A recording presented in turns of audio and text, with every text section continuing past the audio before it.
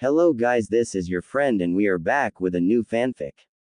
Which is Temari falls in love with Naruto during the Chunin exam part 2. And if you enjoy this fanfic then please press the like button and subscribe to my channel for more fanfic like this. If you haven't seen part 1, you can watch it on the channel. And now let's start the fanfic.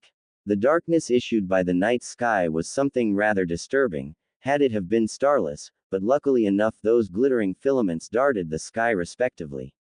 A full moon was also seen through the tree tops of the vast expanse of forest that occupied most of the space outside of Konoha, save for a few villages here and there. It had been an hour since Naruto and Temari had made their leave of the Hidden Leaf village, and were currently sitting before a fire that seemed to be leaving a trail of smoke to the heavens. The smell of ramen and fish seemed to fill the air around the two shinobi as a set of blue stared upward to the sky after a stretched yawn. Ah, so how do you like my cooking, Temari-chan? He grinned, sitting upright from his current position on his back just to look at the woman as she gave him an answer. Those eyes searched her own, hoping to find a hint that may have let him know ahead of time as to what she was going to say. However, Temari was exceptionally better at hiding her thoughts and emotions than Naruto was. She smirked as he tried his hardest to guess her response, a bowl of ramen cupped by one hand and a small plate of fish on her lap, and decided that it would kill him to let her pause go any longer. It was good, Naruto-kun, but you could do better than some fish and ramen, I'm sure. I wonder just how his dinner would have tasted if I had the chance to get some. Oh, it probably would have had your mouth watering, just like the thoughts running through your mind when you felt a certain blue-eyed ninja get a bit stiff, Temari. Temari's inner voice couldn't help but laugh at the woman mentally. A blush slowly began to cross along her cheeks, accented by the warming glow that their campfire produced onto her figure as her perverted inner mind began to comment about Naruto's earlier erection. Shut up, you baka hentai, please. Temari sighed, debating on whether or not to see you her glance downward to avert those innocent blue hues of his, but then mentally smacked herself for even thinking as such. How could one boy make 18 years worth of existence disappear, and leave a lovesick young woman? It was about this time that Naruto found himself gazing at his Temari-chan with a soft look crossing over his rather rough, mainly due to the whiskers and stupid grin, face. She was beautiful, and under the light of the fire that natural beauty seemed to intensify itself, accenting the cover of her faint blush. He was surprised that he noticed she was blushing under the warmth that the red-orange light produced, but he only assumed it to be because he was staring so intently at her. This realization, at least he believed it to be one, caused the genin to blush instantly as he looked down with a slow fall. She's so beautiful. Naruto was surprised that the Kyuubi no Kitsune was not attempting to be a smart ass with him for that thought, and smirked slightly. Temari-chan. He waited until he was sure that her attention was focused on him, though that wasn't hard to discern considering both spent their whole meal basking in the sight of the other with shy appraisal. Yes, Naruto-kun. The blonde kunoichi found herself resting head on her hand, canting it to the right as Naruto called out her name. He found himself lost under a now rapid heart rate as he looked at her, attempting to remember what he wished to tell her. What was? Oh yeah, that. A fox-like grin crossed the genin's face as his head tilted to the left, opposed to her own direction. You look beautiful, especially under the firelight. It was true, in his opinion, and Naruto just wanted to innocently compliment Temari before falling asleep. Temari's soft blush would deepen somewhat as she listened to the boy's compliment of her beauty, and found herself smiling actually. Why thank you, Naruto-kun.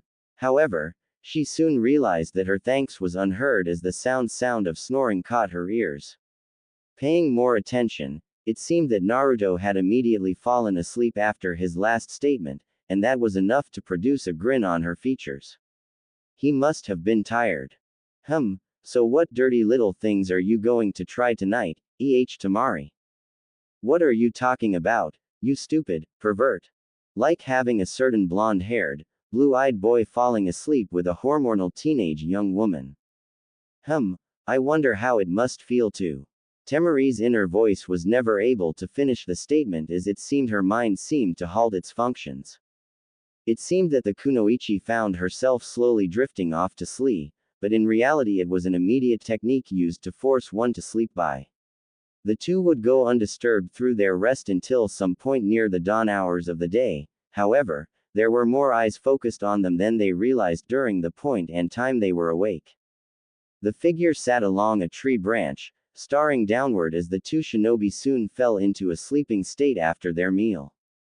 Having had followed them since their little incident in Konohagakure, a slightly agitated sigh would pass into the faint, nightly breeze. I suppose it's just hard for someone to say goodbye. From the cloak of darkness, the mysterious watcher would then seem to vanish from the position that was held only moments ago. However, a slight mark was left in the making of the tree's trunk to indicate the position that was occupied.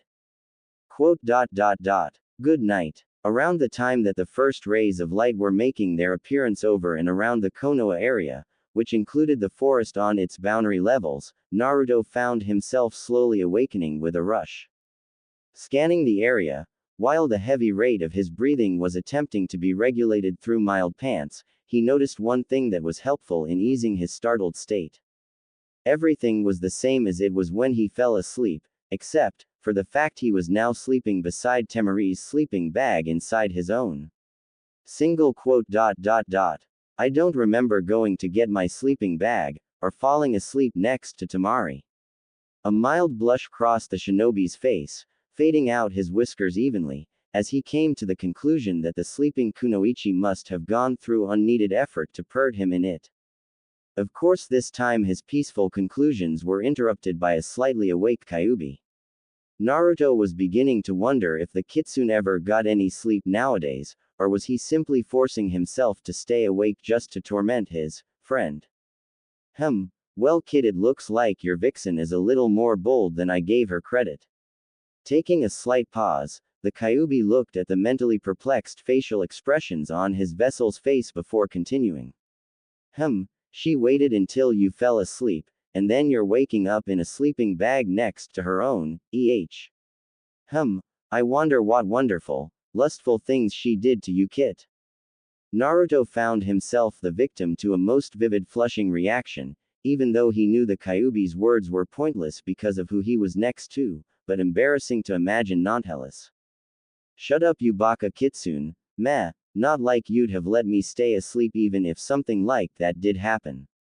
Which I know didn't. Growling lightly, as to not awake the sleeping Chunin at his side, Naruto decided to wiggle from his personal sleeping bag and begging thinking on making their breakfast. He could make some more of that delicious treat that existed only as ramen, or fish, but most likely ramen. The genin was lazy and felt the need to compass his lack of ramen for approximately 8 hours. The Kyuubi watched from his mental imprisonment as the boy began to work around attempting to get a small fire started without the activation of his jutsus, which of course failed the first 5 times. It was amusing to watch the boy fail at something so simple, even though if he really focused, he could actually do quite easily. Kid, it amazes me just how talentless you are at everything that doesn't involve making your mate wanting. If the wise kitsune was able to read his vessel accurately, then Naruto would begin to question the usage of the term mate in 5, 4, 3, 2, 1, and Nani. What the hell are you talking about, Kitsune Tem? Once again he found himself blushing at the thought of being a mate towards Temari, since having an overactive perverted demon in your mind makes you quite well aware of what mates do. It was enough to make Naruto step into the fire he made with his right foot. That of course he noticed only after the smell of something burning reached his nose. Nani. Nani. Apparently the blonde shinobi was beginning to realize that he was the object burning, and began to run around with a frantic set of yelling. About this time, Temari was rudely awakened from such a pleasant dream about. Well, she couldn't recall what it was about. Though she was sure it involved her Naruto-kun, who she now realized, with a questioning expression as to running around with his leg on fire. Single quote. It's amazing to think that he was being trained by a legendary Sannin, but his accidents are kinda cute in a way. Smirking slightly, the blonde-haired young woman soon found herself moving to help snuff the flames that ravaged Naruto's right leg. And just how did you manage to get caught on fire, Naruto-kun? Sometime after the usage of a few wind-based jutsus, which she knew would spread the flames, but something a bit chaotic flickered in Temari's nature for a brief moment that immediately led to the genin jumping into a lake. They both found themselves at their campsite under the shade of various oaks. Blue Eyes would come to stare at her figure with a playful glare as he recalled her inappropriate usage of her fan, but found himself grinning stupidly as the answer to her question passed from his lips. Well, Temari-chan, I sorta, was listening to that baka kitsune, and wasn't paying attention to where I was going. A hand would come to rub the back of his head, while Naruto found himself laughing nervously at his own idiotic statements. Single quote. Well, that officially made me sound like an idiot. Don't worry, Kit, that's something that has been established before you made that statement. I'm sure you're supple, little vixen doesn't mind for your idiotic ways, since you're both apparently just lusting to feel the other one. Kyuubi grinned as it seemed his comments were simply on cue, and the boy never ceased to provide inspiration for further tormenting of his vessel. It was a bond that previously stated, seemed to be constant arguments that enforced their recent friendship, well as friendly as a greater demon and teen can become anyway. Around the same timeline as Naruto and his perverted Kyuubi were conversing in the mental barriers that composed Naruto's mindscape, a certain Kunoichi of the Sand was having a minor debate with an overly perverted voice that existed in the far reaches of her mind. Single quote. Naruto-kun is such an idiot at times, but he's my idiot.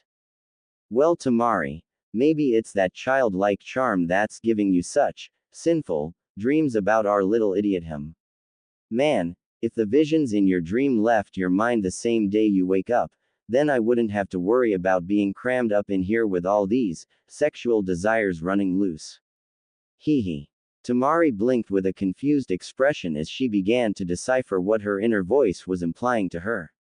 What did it mean by sinful dreams? And that's when every memory of that pleasant dream she had the night before came flooding into her mind instantly. Minor flashback to the dreams. Their lips met in a passionate lock, while both Naruto and Temari managed to wrestle each other's tongue in hopes of obtaining the dominant position. Two bodies wrapped and tangled atop and within the locking grasp of the other, found the rising drops of sweat washing over their skin and mingling with the close proximity of the other's body. Nah, Naruto-kun. The young woman's breath was exhaled in a harsh gasp, while silverish green hues would stare into the lustful orbs of an opposing male figure. Passion was their voice and the only road in which they both understood to follow at that time and moment. Naruto, in response to the woman's exhaled proclamation of his name, grinned slightly from atop the older woman's figure. Caressing the exposed flesh of her breasts, the boy soon found himself licking between two erect nipples in between his own pants.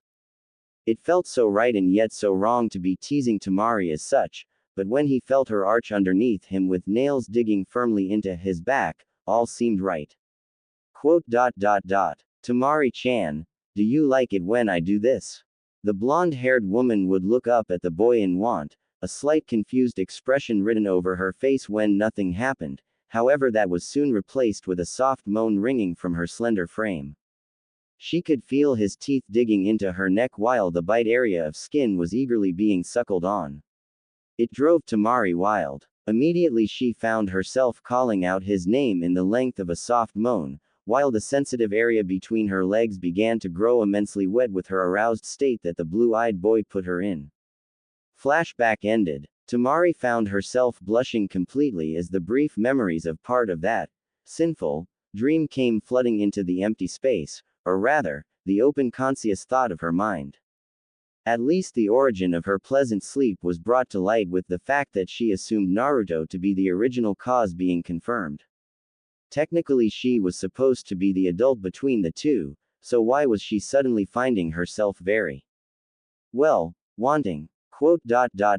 Stupid hormones. The words were muffled as to not take the genin's attention towards them, but Temari began to wonder something very amusing. If one of the most collect and mentally stable shinobi in the neighboring lands was being assaulted by the raging effects of her hormones, exactly how much worse was it affecting her Naruto-kun, whom she imagined as having less of a control in that department than she? A light blink would come to pass as the said boy was now watching the older woman become drawn off into another world, or maybe just her own thoughts. Naruto assumed that it must have been something of a more serious nature to get his Temari-chan to zone out completely. However, the moment he noticed she was a bit red in the face again, he began to wonder if she was sick. Temari-chan, are you alright? You're all red again. Temari. It seemed she was completely drawn off into another world entirely, as his brief calls for her attention seemed to either be ignored or most likely than the first thought, unheard. So our number one maverick shinobi decided to do something to grab her attention whether she wanted to give it to him or not. Hey, Baka Kitsune, have any ideas to help me get Temari-chan's attention? Yes, it seemed he resorted to asking that perverted Kitsune for a suggestion to grasp at the lost attention the kunoichi seemed to have. The Kyuubi laughed behind the mental cage-like structure that was his eternal prison, and began to dive into his own thoughts. The options of things he could tell his kit to do were practically unlimited, and almost all of them would lead to a scenario that the greater demon found would be hilarious. Perhaps being inside the boy wasn't such a painful task as it once was. Well, Kit. Naruto began to listen towards the Kyuubi's explanation and blush furiously at the very notion of what was being suggested. Yet, he knew he was curious as to see where it would lead him, since the older woman seemed to be different in reactions than the only other girl he had ever sought affection from. Sakura, we are so looking at you right about now. Oh Temari Chaan. He waited for a minute or so to see if she would finally snap out from her dazed state of mind, but it seemed to no avail. I guess I could try what that Baka Kitsune suggested then. Blushing at the mere thought of what he was about to do, a nervous hand would brush against the woman's cheek slightly. Afterward, he sighed briefly while leaning in with a canted head, to allow his rather fang-like teeth to dig into the flesh of her neck and suck lightly on that clasped area. Suddenly, he found the woman underneath his bite jumping, and yelping with surprise. Her complete reaction was something to this day, the blonde shinobi would never forget so long as he lived. Temari was still lost in her train of thought, having just witnessed her rather erotic dreams, when all of a sudden she felt a rather pleasant feeling on her neck. It started with a slight uncomfortable sting, but soon led the kunoichi to melt in the spot she was sitting in with a soft yelp. Naruto-kun. Her body was overcome with a complicated sense of pleasure and pure lust, since she had never in her experienced such an action and was mildly turned on by the revelations of her little dream.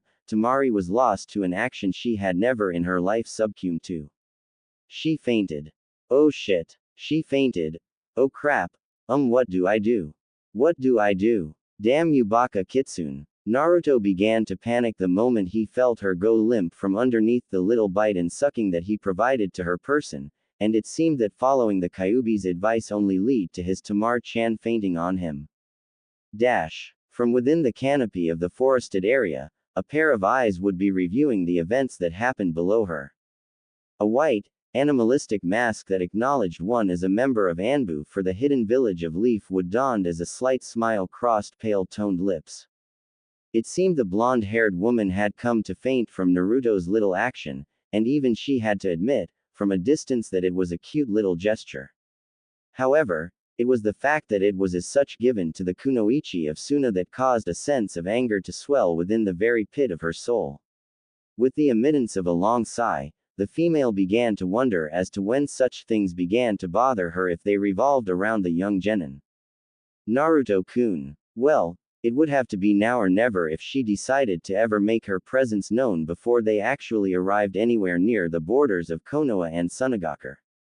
She may have lost him, however, she wasn't simply going to accept this knowledge without attempting to inform the boy as to her feelings.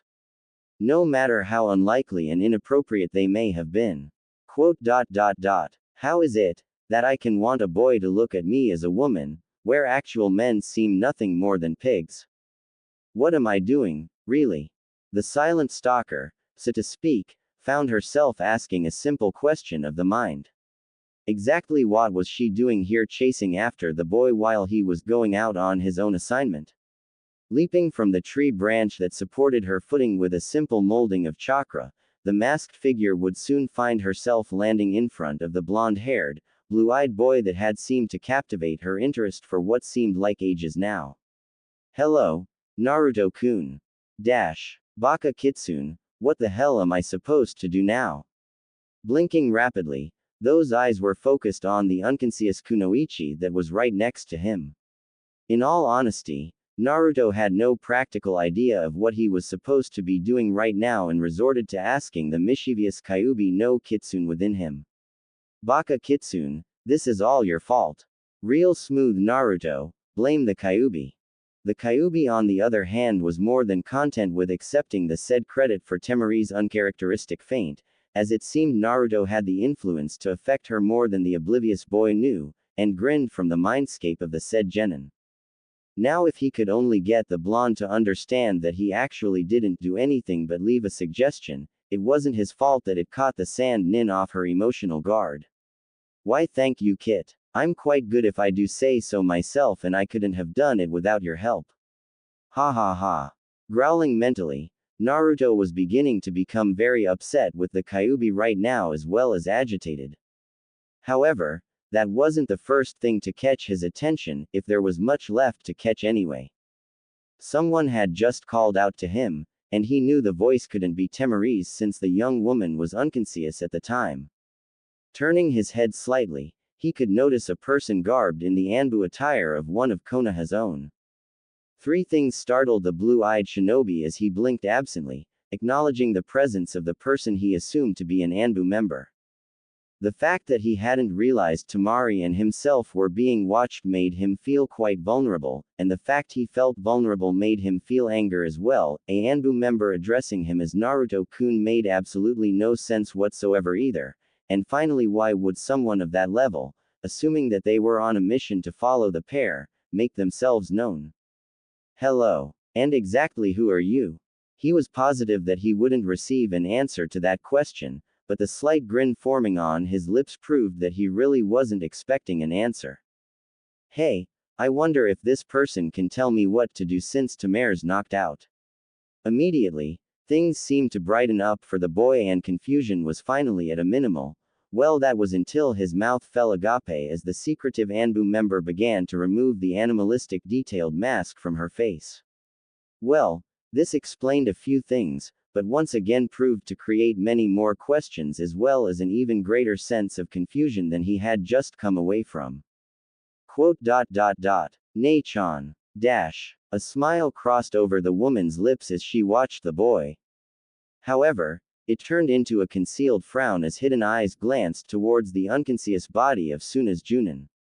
The one who stole from her the hopes of perhaps attempting to influence some sort of relationship with her Naruto-kun, even if she could no longer hold that state right in her mind. In response to Naruto's question, she decided to step forth from the shadows and allow him to see just who it was he was talking to know just who it was that seemed to have cared for him longer than any of the girls his age were able to even create the notion of liking him. Isn't it obvious, Naruto-kun?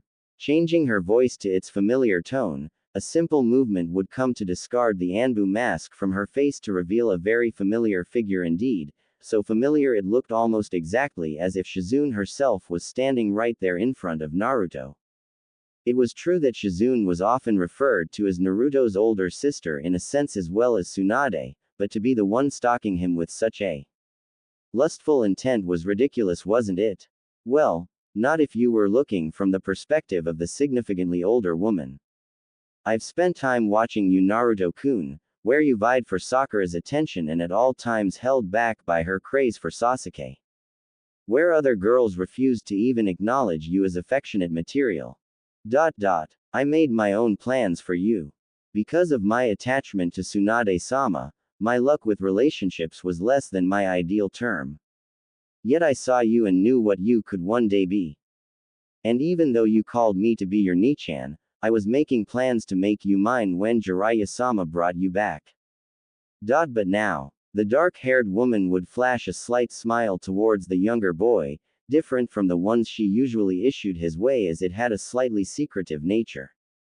In all her time of silence, and conflicting silence during the passing years and party of the previous night, Shizune was determined to attempt and deter the emotions that he may have come to hold for Temari, even knowing full well the wager that Tsunade used to get the two together, yet, it seemed fate had a slight wake-up call for the older woman. Nei-chan. Naruto blinked with a slight confused expression riding across his whisker-marked face. When the mask had fallen, or rather been purposely discarded, he had expected to see someone like the crazy snake lady Anko or maybe Kakashi-sensei, however, found his Nei-chan.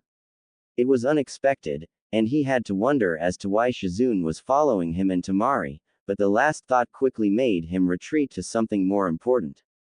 Temari was still unconscious and he had no idea as to what he should be doing to help her or if there was anything he was supposed to do. Oh God, Temari-chan. For a moment, he began to revert to his former panicking moment, and get up running around frantically. Oh man, oh man, oh man, what am I supposed to? Nei-chan. That was right, Shizune was a medical ninja, so she would almost definitely know what to do for Temari, wouldn't she? How was he supposed to know the completely different train of thought of someone that he had only looked to as an older sister-type figure, and precious friend to be so, well, provocative The older woman blinked softly as she looked towards him, her head tilting to the left a bit as he began to randomly run around with panic struck through his voice and actions. It wasn't until his random mutterings came to use her name, that she began to realize that he wanted something. Should she let him break her confidence and talk on? If she didn't have a reason legitimately, she wouldn't abandon Naruto's need for her help. However, she was focused entirely on her own mission, so to speak. Naruto-kun, I'll help you with whatever you need in a moment, but first please calm down, and let me talk to you for a moment. Please let him stop. I don't think I'll have to resolve to go through with it if he asks me something about her. That statement immediately caught the boy's attention, and caused Naruto to stop. However, at the pace his panicked state was running around, he seemed to trip up and fall forward into a tree. Oh! Grunting, he rubbed the side of his face as well as the collective whole since it was now roughly marked due to its rather sudden introduction to tree bark, and glanced towards Shizune. So what did you want to talk to me about, Nei-chan? Because what I've got to say is really important, believe it. Shizune would smirk slightly, allowing a slight sigh to be passed from her lips before walking towards the completely oblivious Genin, and looked him in the eye with seduction written behind the feigned innocence she tried to apply. Of course, she'd never tell anyone this information and only Tsunade-sama actually knew, but this particular Chunin was never really accurate in using the ways of seduction. Leaning forward so that her face was barely an inch from his, the older woman would allow a playful wink, though she managed to appear nothing but serious for some reason which caused her to look rather off in whatever it was she was trying to do. Naruto-kun. She hoped that she was attempting this in the right manner, but even if she wasn't, it shouldn't be too hard to show the younger boy she was coming on to him right. She was so absorbed in her own thoughts that Shizune had not yet come to realize that she had pulled the confused boy into a kiss, that her body refused to allow him to break free of. However, that changed quickly when a rather agitated voice called for this little interaction to stop, catching Shizune by surprise and allowing Naruto time to fall back in the absorption of disbelief. Get your hands off of my Naruto-kun, now. The sleeping, Well, as far as anyone except Naruto was aware of, she was sleeping. Young woman had come to open her eyes around the time that Shizune explained that she'd help Naruto. Temari was catching a rather disturbing aura from the older woman, and decided if she was going to identify why, it might be best to pretend that she was asleep. She did keep her eyes partially open. Her experience allowed her to feign the appearance of sleep perfectly for someone of her level, and the medical ninja was too occupied to even notice that the Suna resident, whom for all practical purposes she considered as competition, was now awake. And when that short-haired woman went as far as to kiss her Naruto-kun, that invoked rage, and a murderous intent that would have rivaled that of her younger brothers 2.5 years ago. Quote. Get your hands off of my Naruto-kun, now. The blonde-haired woman was now glaring with hatter-kissed eyes toward the older medic Nin. Her hands gripping the foundation of her immense fan in an attempt to restrain the desire she had to try and rip the woman's heart out. She remembered when she had fainted because of Naruto's rather pleasant action, but Temari could never imagine that the Hokage's assistant would have come all the way to try and seduce her man, boy. If it had been Sakura, at least I wouldn't feel so confused, but Shizune-sama. Why in the hell would she want to? About that time, the Sand Nin found herself interrupted in mid-thought by the perverted existence that was her own mind. Robing the cradle, Temari. Ha ha ha. Now this is rich, you have a Uchiha slut realizing she has feelings for Naruto, and less than a couple of hours later you wake up from fainting to see an older woman you respect kissing him. You might have to keep him on a leash or something so you can watch out for your competition, haha. That was more than enough to make Temari both blush at the thought of walking Naruto around on a leash, but also adding to the flames of her anger. This woman was more than 10 years older than her Naruto-kun, whereas Temari was only 3, it just wasn't right. Quote. Shizune-sama, what do you think you were doing? She knew there had to be some logical explanation to this. Maybe Temari was just seeing things a bit groggily after having just woken up. Yet again, she knew that what she believed she saw was in actuality nothing close to a figment of the kunoichi's imagination. Naruto was so very confused from the last few moments that passed. He was waiting on Shizune to explain what she needed to so that he could ask her about Temari's health, and then he found himself being held and kissed. It just wasn't right, he knew it, and more than anything he felt it, and during the time that the dark-haired woman was lost in her thoughts tried to pull away. Funny how a complete state of shock can drain most of one's strength, leaving Naruto to be restrained via the woman's recently established grip. What was going wrong in the world that used to be so simple, as to make it so very very complicated? What the hell is Nei-chan doing? This whole scenario was like a dream for the Kyuubi to interject some rather, well, Kyuubi-like comments. Having Naruto for a vessel, and as close to a friend as a massive imprisoned demon and a loud-mouthed teen could be, lead to some very entertaining material. Well, Kit, it appears like she thinks she's kissing you. Tisk tisk tisk. Kit, haven't I taught you that you're supposed to choose one vixen for your mate But I do admit, scoring 2 might not be so bad, though you're not as lusting towards this woman now, are you? Ha ha ha, this is priceless, Kit. However, Naruto found this situation less than humorous, and seemed to always find himself provoked by the Kyuubi's comments. Baka Kitsune. I know that she's kisses ng me and it's wrong, it's like. I dunno, but it's wrong. Wait. Whaa. Huh. Shut up, you Baka Kitsune. I'm not choosing 2 mates, I'm only choosing Temari. Wait, what? It seemed that he was lead on long enough to say he was choosing the Suna Kunoichi to be his mate, and when he realized this slip-up, so to speak, Naruto began to burn with a crimson streak. It wasn't until he heard a familiar, and very enraged voice of a certain Kunoichi, that his blood ran completely chilled. The murderous intent that his Temari-chan was emitting was enough to scare the shinobi shitless. Then again, did ask a question that seemed to initiate a set of questions within his own mind. What did his Nei-chan think she was doing? Why did she do it? If Temari was awake and angry, Did that mean the young woman was okay? It seemed to pile up in his mind, but the moment he felt the older medic nin release him even the slightest bit, he made an insane dash towards his chosen of the two kunoichi. Baka Kitsune, what the hell do you think Shizune Nichan was thinking? She kissed me. Wait, do you think Temari-chan's okay now? Kit, you truly are the epitome of stupidity, but then again, that's what makes you you, I suppose.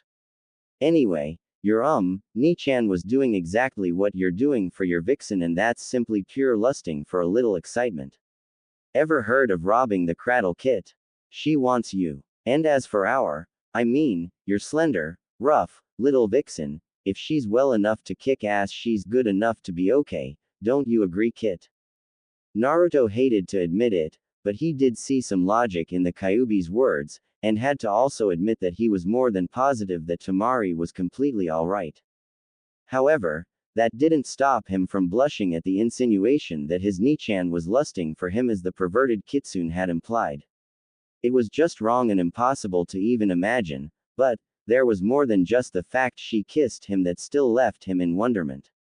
There was eagerness, a familiar eagerness that he had only experienced with his Temari-chan in that kiss, which left no doubt that the Baka Kitsune's words may have been true.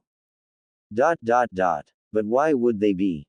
Nichan, wh. Why? I'm confused. Single quote. So she woke up.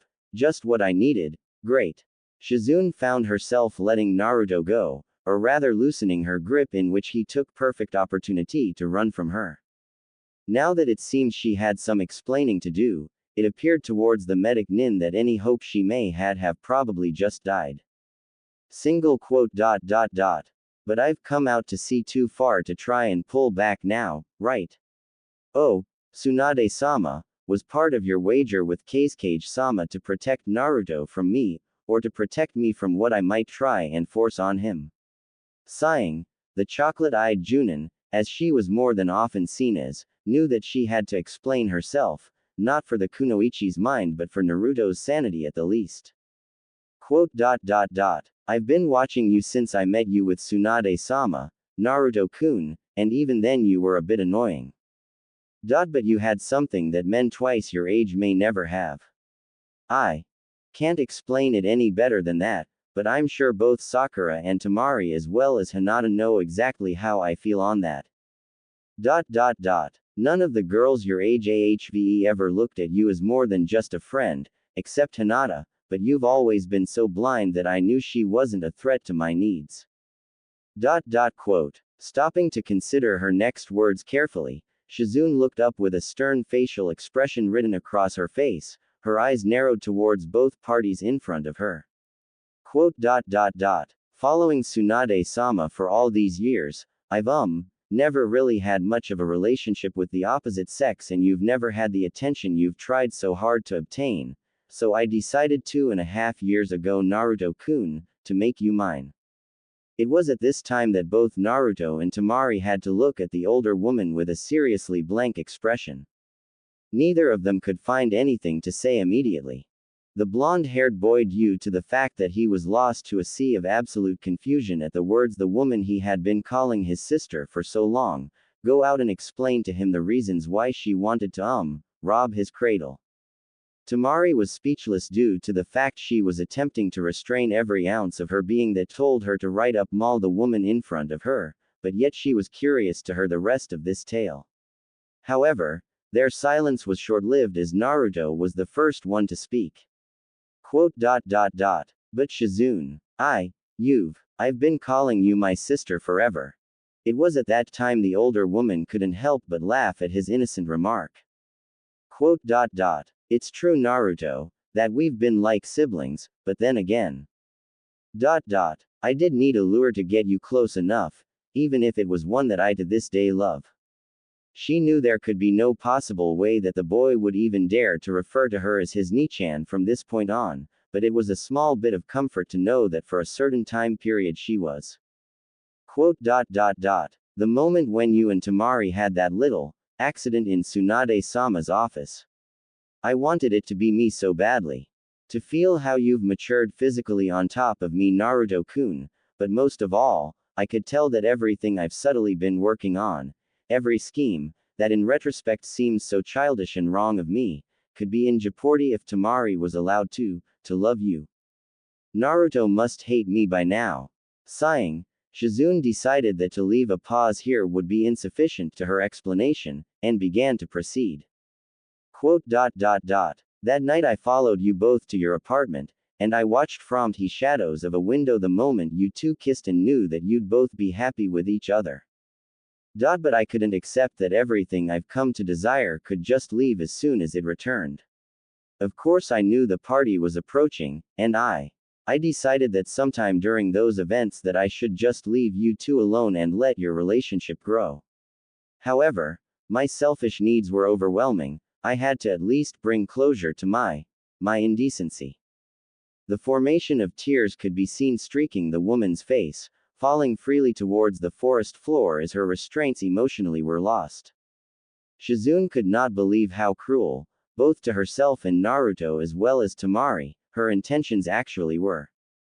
Quote. Naruto-kun, Temari, I cannot hope to imagine you'll forgive the selfish and stupid desires of mine, but please help me end it all.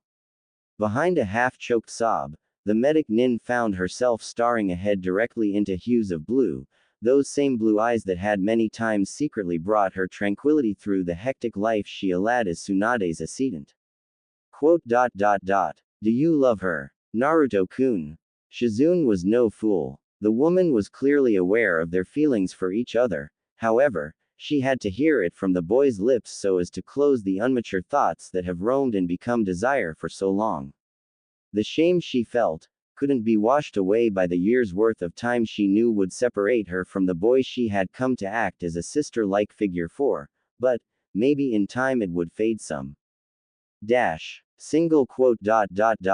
Oh God. Temari watched with her best attempt at an emotionless face. For even all the years of hardship and instability that was placed by Gaara, she had never come across a situation that was so awkward and sorrowful. It was sad to see a grown woman in which she held nothing but the highest regards for, having thoughts of manipulating Naruto's emotions for her desires for years.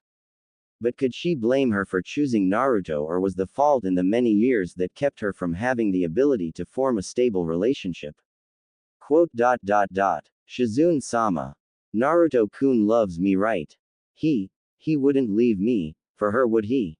She has been a stable part of his life ever since she entered it. I've just come into it. How could Naruto-kun even have to make this choice? Single quote. Baka, Temari, you already know who he's going to choose, so stop with the emotional thoughts. You have enough repressed emotional memories in here. Try thinking pleasant thoughts, like a little sinful escapade with Naruto in that lake you two passed on the way here. Temari sighed, unable to find the words to say, because for once it wasn't her right to speak. Glancing towards her Naruto-kun, she blinked slightly, a slight apprehension hidden behind her eyes. He would choose her, right? Quote. Naruto-kun. The said blonde-haired, blue-eyed teen found himself in an even deeper state of shock and surprise as Shizune continued on with her explanation. It pained him to see the woman driven by such a shameful wish, but at the same time, he could find nothing close to the rage and anger that both he, and the woman who spilled her guts to him and Temari, believed he would have stumbled upon. It was just so unexpected and so utterly confusing. Single quote. I never expected Nichan to. Oh man, this is just. Naruto sighed. There were no exact words to describe the way he was feeling right now, or the awkward position that this information put him in. It was during the moment of seriousness that the Kyuubi returned with his own comments. However, the situation was too serious for his perverted humor. Well, Kit, I'm sure you know what you have to do now. Just try not to go overboard, Kit. For some reason, the boy found some comfort in those words as he found the ability to give what was to him an obvious answer. A fox-like grin was immediately attached toward his face, as the serious expression faded from his person. Of course I love Temari-chan, Shizune Nichan. A slight smirk crossed his lips, as he watched the disbelief that both Kunoichi displayed to his sudden Narutoishness. He merely grinned, a set of hands moving back to rest behind his head as his that in itself tilted to the right. What? Did you think that I was going to be mad? Of course he felt no animosity towards the woman that for the past 2.5 years had become an older sister-like figure towards him, but that didn't mean he was entirely without a little rebuking. Nichan, I really don't know what else to say, but you're still gonna be my Nichan Shizune, but yeah. I love Temari, I really do. Titling his head to the back, so that he was facing Temari partially, a playful wink was flashed her way. Well, that wasn't how I planned on telling you, Temari-chan, but I guess it's better than nothing, right? Naruto smiled, and turned around to face Shizune once more, only to find the older woman gone with the passing wind. A confused expression crossed his face, as he stumbled back somewhat. Where'd Shizune Nichan go? He really didn't have the time to ponder on that for a longer span of time, as he felt arms lock around his waist, causing him to fall in a distracted yet relaxed state of mind. Temari-chan. There were no words to describe the surprise, the disbelief that filled the Medi Nin as she listened to the words that Naruto spoke. Sure, she knew that he was going to overall pick Temari, but she hadn't the faintest hope that the younger genin would still refer to her as his Nichan. A faint smile crossed her lips as she watched him turn to face the more deserving Kunoichi of his affection, with herself deciding that it was an opportune moment to return to Konoha. Tsunade-sama was going to kill her for this reckless endangerment of her hopes, but she needed to do this as much for her as for Naruto. Thank you, Naruto-kun, for helping me be free of myself. Temari watched the younger boy as he was contemplating his thoughts in the rather awkward position Shizune has squeezed him in, and felt her heart jump into the very length of her throat. What if he didn't pick her for some strange reason and went with Shizune? Could she accept that type of humiliation after everything that Naruto and her had already started? Was she mentally prepared to face that improbable notion if it came to light as a reality? Still, Naruto-kun, Suna's Desert Rose, took a moment to watch the blonde and simply blinked with a slightly slow facial expression, something halfway between a grin and dumbfounded hanging of the jaw. He chose me. I knew he was going to choose me, but still, he didn't have to make it so suspenseful. I don't think it was suspense that he was making, he's a bit too slow to think up a dramatic moment. He's just being Naruto. So now that your fears have been squashed, we should celebrate with a nice little rub. Temari's inner voice was immediately quieted by the mental hush, the woman screamed. She was standing there smiling at Naruto's exclamation of love, you could say. The blonde Kunoichi wasn't complaining on how she got the words out of him, and when she looked up to notice that a certain Anbu was leaving, she moved to wrap her arms around the genin's waist. Naruto-kun. Those events happened approximately 5 hours from the current time, and the sun was just now marking some mid-afternoon heat. The border between fire and wind country was coming along, and Naruto was behind a tree changing into some clothing that would better prepare him for the change in temperature he was more than likely about to find. A certain Chunin was pondering on whether or not she wanted to peek at her little ninja, and after a mild blush, she found herself utilizing the most of her elite skills to initiate the mission her perverted mind dubbed humanistic intelligence. I don't think I've ever thought about acting this naughty since I was born, and I detest perverts. All the more reason that deeper into that war-crafted mentality of hers, a more lustful Temari rested only to input her own views on the contemplations and desires the young woman refused to admit she had. She found herself sneaking from behind one tree to another gracefully, the blades of grass falling to deaf ears with her light, chakra-covered steps as she approached the changing boy. Those pale, yet in some odd sense bright hues of hers would scan the area with a circumspect nature. It didn't take long for the trained, and for anyone at that Kunoichi to spot her target with a mischievous grin broadening over pale lips. What she saw was something the young woman would remember with a high satisfaction until the day she had it all to herself. Her Naruto-kun shirtless and pantsless, too bad he still had his boxers on at that particular time. A toned muscular abdomen, to her disbelief the boy had a wonderfully crafted six-pack, the obvious product of his training over the years and the boys' fights, a toned set of legs even on his thin frame, and that smile seemed to melt Temari where she stood, finding herself washed over by an unfamiliar longing, a heightened sensuality if you will. What's wrong with me? So, you've finally gotten horny Temari. Sniff. I knew you were getting a little worked up and everything, but now I see why. Don't you just want to see what he has underneath those boxers of his? What's this? Someone's getting a little wet between the legs just thinking about it. So Temari just want to tackle him to the ground and take it right here and now, don't you? The perverted inner voice that resided subconsciously in the Junin's mind would come in full force on that little observation. Shut up. She didn't really have much to say in her defense since her inner voice was, as much as Temari hated to admit, correct. There was a building desire, she was aroused, and there was this feeling of moistness between her thighs that she had never in her 18 years of life experienced, all just from seeing the boy almost nude. After the awkward confrontation with Shizune, Naruto resumed his travels with Temari toward Sunagaku. While they were traveling, the boy found himself lost in some form of deep contemplation, a subconscious level. However, that didn't really matter since the heat was starting to make him realize something. Boy, is it hot. It was bound to come out of his mouth as the rising temperatures and transition from forest to desert was advent. Naruto was still wearing his orange jumpsuit. Now, of course, the outburst credited the blonde for commentary from two individuals, one being the voice of Temari, and the other his favorite, Kyuubi. The Kyuubi would find himself prodding into the boy's thoughts from his mental cage with a smirk of malice, so it was a very good day for the greater demon. Well, Kit, obviously considering you're heading towards a desert.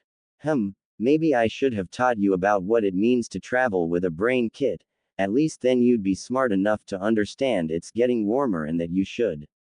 I dunno, take off that stupid jumpsuit.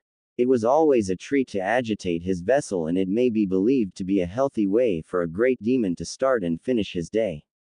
Nani? Shut up, you baka kitsune. Naruto mentally growled at Kyuubi, a slight sigh escaping his lips as he heard another voice before he could reply to the fox stuck inside his body and mind. Naruto-kun, the temperature will only increase from here, maybe you should go change into something else if you want to be prepared for Suna. Those cerulean hues would move to hold the young woman with a slight admiration, followed by a fox-like grin, and finally finished with Naruto clenching his fist in the midst of his energetic exclamation. Great idea, Temari-chan. I'll be right back. After that little bit of advice from the lovely blonde and a rather aggravating Kyuubi no Kitsune, Naruto was searching through the pack of clothing he bought earlier in Konoha and pulled out a rather comfortable black tee, and some loose, yet long breathable pants.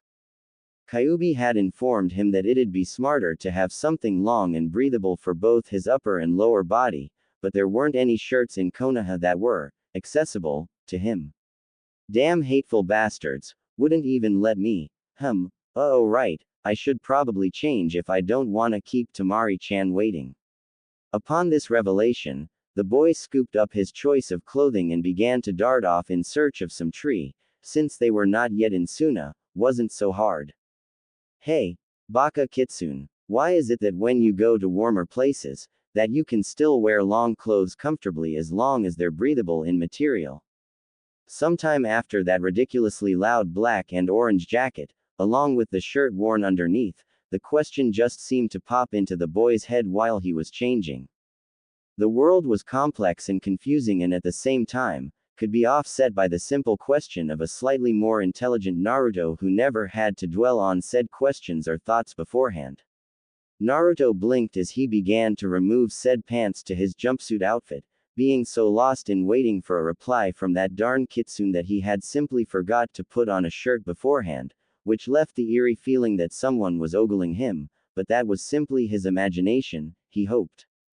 The Kyuubi was enjoying a rather peaceful rest, not to mention a game of Go Fish with one of its tails. You have to have something to keep you busy while imprisoned within a troublesome, yet acceptable brat, right? Until the annoying voice of his vessel popped into the mental barriers of his mind. Asking a retarded, yet somewhat intelligent question, seeing as how Naruto genuinely didn't know. Well, Kit, the more of your body that's concealed, the less likely of a chance you'll get sunburned, and the more breathable the material, the more bearable it should be for you. Make any sense, Kit? And if you say no, you've definitely downgraded from seemingly intelligent to flat out dunce. Hey Kit, do you smell horny vixen anywhere? Naaaaaaaani. It makes perfect sense, Yubaka Kitsune.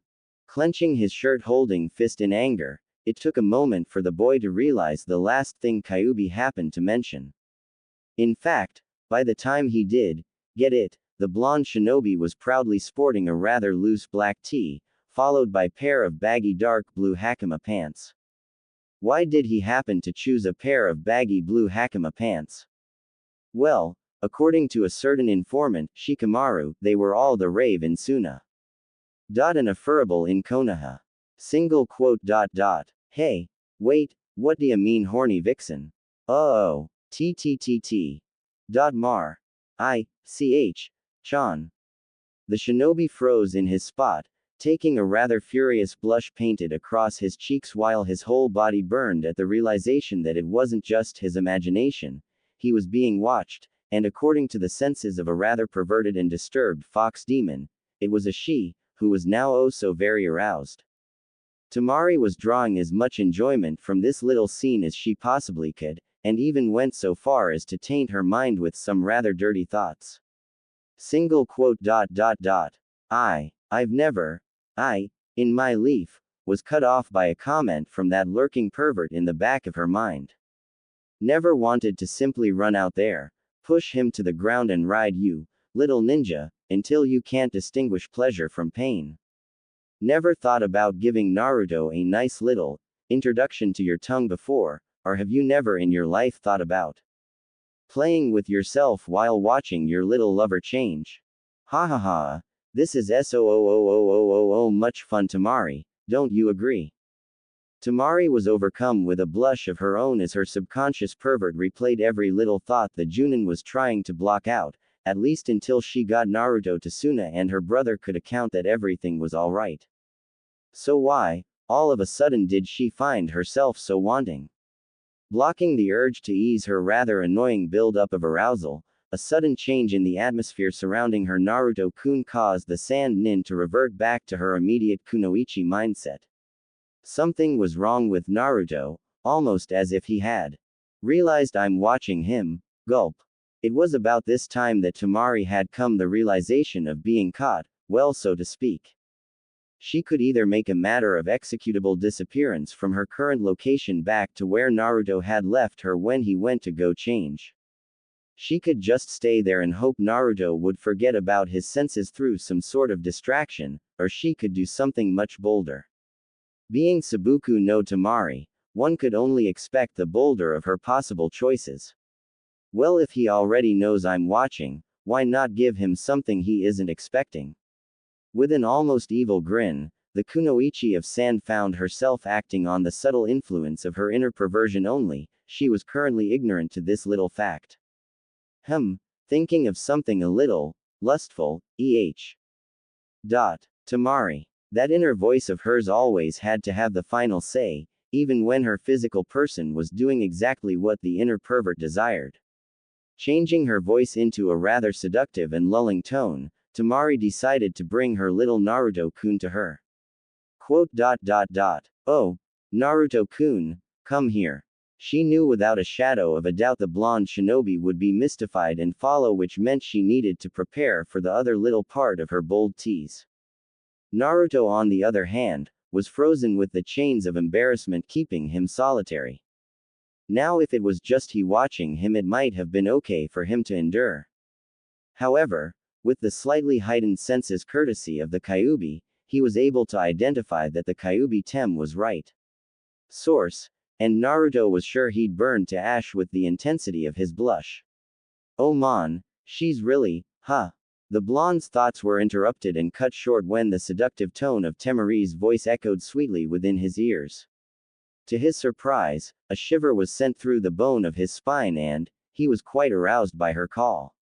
The Kyuubi, however, simply continued to pick on his ninjin for humor as this little scene continued to supply material for mocking his vessel. Well Kit, I knew you were easy, but I never thought you'd spring a hard one just from her voice, you're pathetic Kit. The greater demon would have loved to see what the boy's supple vixen had in mind as far as her lusting went, but something in the immediate area began to agitate him rather deeply, as if a familiar and sickening aura suddenly appeared out of nowhere. Looks like you're going to have to wait on getting laid Kit, put your guard up. Immediately Naruto found himself blushing and arguing briefly with the Kyuubi before anything else seemed to register with his brain. Nani? Shut up you baka kistun. Wait, huh? Once the genin had kicked himself into a shinobi mindset, he realized that there were 3 other presences surrounding him. Neither of which belonged to Temari. She must have noticed and decided to conceal herself. Man, I wish I was paying attention instead of. Gaah, what am I thinking? Grinning like an idiot, the boy turned around with both arms folded confidently over his chest. Well, what are you 3 waiting for an invitation, or are you too scared to confront the future Hokage, It may not have been the most tasteful method in drawing out these lurking figures, but it seemed most effective. As if on cue, 3 shinobi with an Otokogakur headband appeared from the treetops and landed in a triangular attack pattern around Naruto. One was covered in an eerie set of bandages which created a rather uncomfortable mummy-like appearance, another in a rather dark cloak, and the last was just so. Plain. Having taken a glance at the simplest of the 3, the fox-like boy couldn't help but burst into a fit of laughter. Ha ha ha, not so intimidating in appearance, but then again they appear to be from sound, which means that they're connected to Orochimaru, and maybe, just maybe I can get some information that might help lead me to freeing Sasuke from that freaky snake bastard. Naruto's thoughts, however, were interrupted again. This time there was a rather agitated, plain-looking shinobi stepping up with a clenched fist and a bulging vein popping from his forehead. What's so funny? We're here to kill you, ya know. Naruto blinked and found himself wearing a rather unusual tone of seriousness, a nature that seemed to engage all those who were currently eyeing him with surprise. Each pawn, as he believed them to be, was eyed carefully. Actually, I think you're nothing but pawns the snake man sent here for me to kill just so he can have a good laugh at your expense and use your corpses for some of his sick, twisted jutsus later. After, of course, I've kicked all of your asses. The bandaged shinobi glared slightly toward Naruto with a slight smile hidden underneath the straps of white cloth. His fingers were working the intricate measures of some kind of hand seal, and it was beginning to seem as if it would never end. Maybe we should give Naruto-kun a sort of clue, I doubt he'd figure out our little ruse without one. You must really have a lot of guts to insult Orochimaru, but then again, if you hadn't I'd have been afraid it wasn't you Naruto-kun.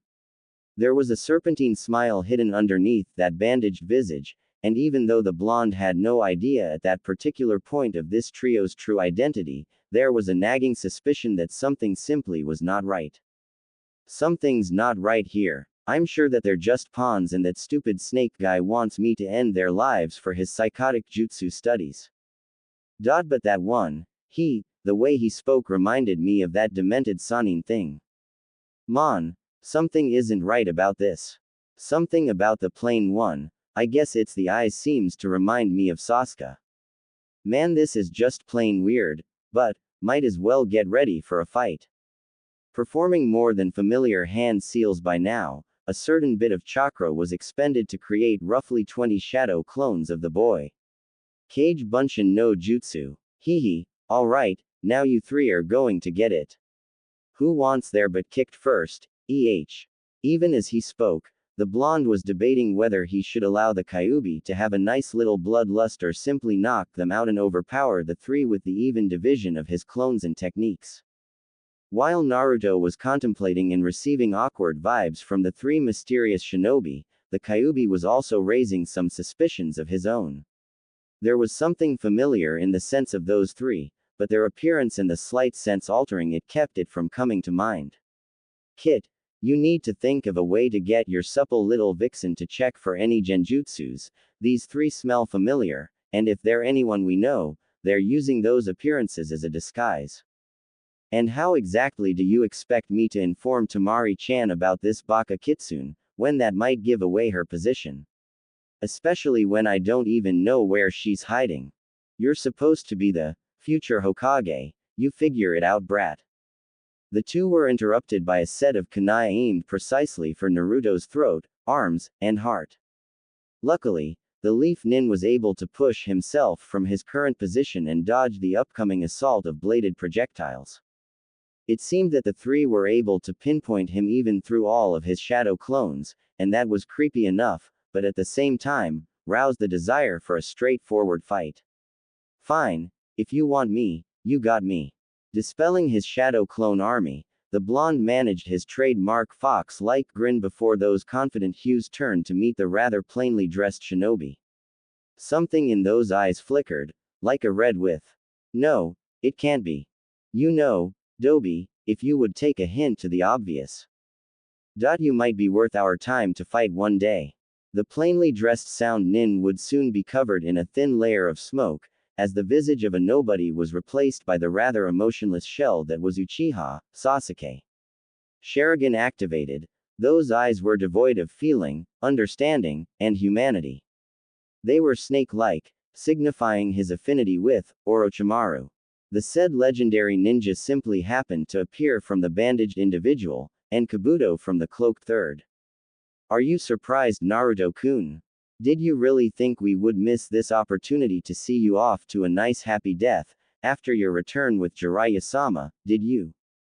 Believe it or not, Naruto-kun, Sasuke's been mentioning all about how he wants to murder you and finally cut off his ties with your pathetic village of second-rate shinobi. Isn't that right, Sasuke-kun? The pale-faced male would walk behind the said Uchiha, leaning over from the teen's neck area and allowing that snake-like tongue to slither longingly over the face of his next body. The image was sick and twisted. The worst part was that Sasuke was standing there doing nothing but allowing that man to degrade him in such a mocking tone. It was beginning to piss Naruto off greatly. Orochimaru glanced at Kabuto after taking a mild stare into the treetops as he requested he handle their missing guest. Don't worry, Naruto-kun, your little reunion with your former teammate is something that will be remembered forever, especially since you will be the memory that keeps fear alive. Shit. If I had known it was those three then. Oh crap. He sent her after Temari. The genin's eyes were slowly widening as he began to collect this rather frightful reality, and instead of moving to consider his promise of retrieving Sasuke, the blonde jumped after Kabuto. There was no way he was letting some rather disturbed medic nin hurt his girlfriend. Well, he would have gone through with coming to her side had he not been stopped by a rather blood-lusting Sasuke. Damn it, Sasuke, get out of my way or I'll kill you. I'd like to see you try, Doby. The emotionless shell decided to keep Naruto there, jumping to intercept him in the middle of the blonde's course with a simple punch back down toward the last stretch of forest floor for the next 100-odd miles. As he landed, the lifeless hues of the Sharingan would stare into those opposing tints of cerulean, those affectionate and determined eyes that seemed to make Naruto change into a whole different person. HMPH. Let's see if you're still a dead last, Doby. With a short burst of speed, Sasuke was closing the distance between him and his former companion as the build-up of electrical chakra was focused into his left hand, Chidori. Don't worry, Kit. This is what we've been preparing for. The Kyuubi was more than prepared to serve a sinister slaughter toward the two opposing forces surrounding his vessel.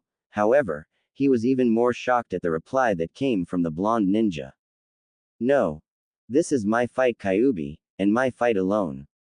If I can't beat Sasuke without you, then who's to say I've actually gotten stronger myself? Besides, I can't rely on you to protect me all the time, especially when I need the strength personally to protect everyone, especially those I love. Faye, fine kid, but don't blame me when you're bruised, broken, and bleeding to a pulp. If you get your ass handed to you, I'm taking over, you got that?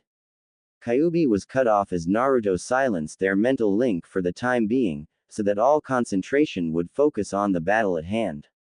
Once the shinobi rebounded from his intercepting fist to the face, the conversation with Kyuubi handled, it was time for him to get serious. He made a promise to Sakura 2.5 years ago that he'd bring back that traitor Sasuke alive and well so Team 7 could be Team 7 again. Now it was time to settle the score and drag his sorry ass across Fire Country. You know, Sasuke, you're still like a brother to me, and because of that, putting my promise to Sakura aside, I'm taking you home. I refuse to let you become that psychopathic Sanin's body. Sighing, he wasn't sure when but his legs were now carrying him to meet the charging Uchiha in the midst of battle, a swirling ball of chakra forming in the placement of his right hand in a violent, yet controlled nature. Rasengan. Temari was deciding on whether or not she wanted to tease Naruto with a genjutsu that caused her to appear as if she were completely in the nude, or offer him a wink of the real deal. However, 3 individual presences began to appear and her kunoichi instincts told her that the best thing to do would be to hide from sight for now. Hide? What am I, some little school girl that needs protecting? Ha, I'm Sabuku no Temari, I hide from no one and nothing. You're not hiding for yourself, Temari, you're hiding because you want to be able to assist Naruto in the most effective manner possible if it comes down to it. And hiding simply makes your opportunity to strike all the more, sweet. Effective. Deadly. You do want to help your Naruto-kun if he's in trouble, don't you? Somehow, her inner voice was able to subdue her rough nature by mentioning the fact that she might be able to assist her little genin. Jumping off, she began to stride along through the treetops until she found a position that allowed her to view the scene below. It made her nauseous to see the legendary Orochimaru and the infamous traitor to the Hidden Leaf Village, Sasuke, especially since they were the true identities of those who were engaging the blonde shinobi. Damn, I know our intelligence is good, but I didn't expect Orochimaru or the Uchiha to attack Naruto-kun so openly, and so soon. Sunagaku's number 1 Chunin didn't have much time to dwell on her dismay as she noticed the sadistic Sanin glance up in her direction. Seconds later, the third figure, Kabuto, had disappeared and her senses immediately assessed the situation at hand. They knew she was watching and waiting for a chance to aid Naruto and dispatched the unnecessary one to dispatch of her. This prompted the kunoichi to unlatch her battle fan and pull it to the ready. Hang on, Naruto-kun, I'm not going to leave you alone for long, and the second after those words left her finely pursed lips, a frigidly psychotic voice spoke from the trees to her left. So, you're Naruto-kun's girlfriend? The daughter of the Yondaime Kazekage, older sister to the Godime Kazekage. Temari. And I was hoping to have Naruto-kun all to myself. Tsk. The slits in the tree tops allowed for the sunlight to be distributed in slits, filtering through and reflecting off those round classes. So the insanity raging in his eyes could be seen clearly. Kabuto stepped closer into view with a scalpel in hand as well as a lunatic grin spread across those lips of his. This would be particularly entertaining, especially knowing that a certain Chunin was weak in the arts of taijutsu. Orochimaru-sama thinks it would be grand to bring your filthy corpse to show Naruto-kun in the middle of his fight with Sasuke-kun so that he may feast upon despair. That sick smile never faltered, even as he leapt forward to make his move. Temari was briefed on this particular medic nin 2.5 years ago after the failed invasion of Konohagakure, and understood that carelessness against this particular opponent was not an option if she wanted to be joining Naruto on the battlefield. Watching his movement carefully, it seemed the deranged teenager was going to attack from her left at an angle which would give him an appropriate jumping range to her right. Stepping back, Her fan was thrust in that said direction the moment his figure began to disappear from sight. The second the medical ninja reappeared, he was smacked rather hard by the fan's blow. Did you really think I was that weak? Both shinobi, Naruto and Sasuke, found themselves running at each other in an attempt to close ground for the initial attack.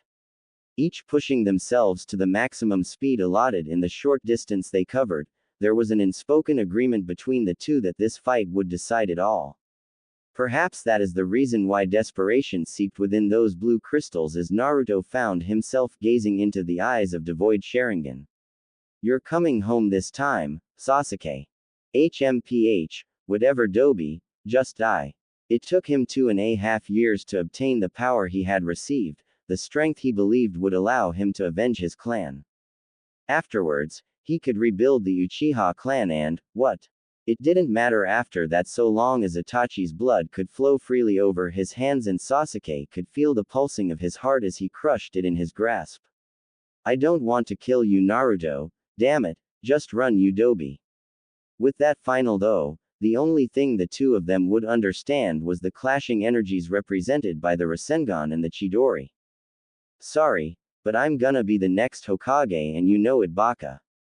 Even though this was a serious matter, the instant that their two attacks collided with one another in a stalemate of power. The Leaf Nin was grinning broadly like the idiot he was, and the child his heart still could show. It seemed that for the moment they were both equal, the currents of air being thrown about in a violent nature, ripping the clothing and flesh of the two. And ultimately obliterating their fighting zone. The ground beneath the youths would mold into a sort of crater while trees were uprooted and thrown about, and suddenly, the turbulent energies of pure chakra and electrical chakra mingled in the final opposing force of destruction. Both opponents found themselves thrown back like petty rag dolls in the backlash of their strikes, leading to a bluish explosion. Damn it, we're equal. Are you telling me that Dobi still matches me in strength? Orochimaru would stand there watching the two as their signature techniques clashed against one another, and something about the way neither was able to determine the victor in their strength immediately unsettled him. Sasuke should have been able to defeat that fox brat easily, and yet, it seemed they were perfectly matched. Hey, Jiraiya-sama, it seems I've underestimated you once again. Somewhere in the village hidden in leaves, the said Sanin would be looking through a peephole for his intended research for the Ika Ika Paradise books he authored sneezed. Achoo. Sniffing, Jiraiya blinked slightly in confusion before a rather calm grin slid across his features. Quote. Don't die on me brat. In the aftermath of that attack, the two seemed to rebound around the same time. However, it was Sasuke who took the initiative. Give it up, Naruto, you're going to stay dead last. Apparently being rivaled in power, the same power he thought would bring him Itachi's head hit a raw nerve and true understanding in the said Avenger. Without hesitation, the male would remove his former favorite instrument, the demon shuriken, and throw the projectile with a blind fury, and that proved to be the Uchiha's mistake. I promised Sakura I'd bring you back Sasuke, and I'm not failing on that promise again. After getting up, he propelled himself forward and jumped. It was about that time he noticed a rather large shuriken being thrown at him, and the number one maverick ninja decided to pull something out in his style. He caught it by one of the blades, which led to a bit of pain and blood loss, and threw it back at his former comrade.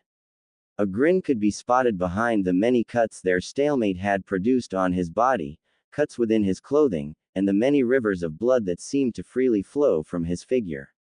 This is it, I'm bringing you home, Sasuke. The second his opponent distracted his mind by repeating the blonde's little stunt, he left himself open to a rather nice sucker punch, however, it never made contact. It was supposed to be Naruto knocking that final bit of sense into the boy which made him come home, so why did it feel as if his body was being ripped into pieces? Why was it getting harder to breathe, and why was it suddenly getting so very dark?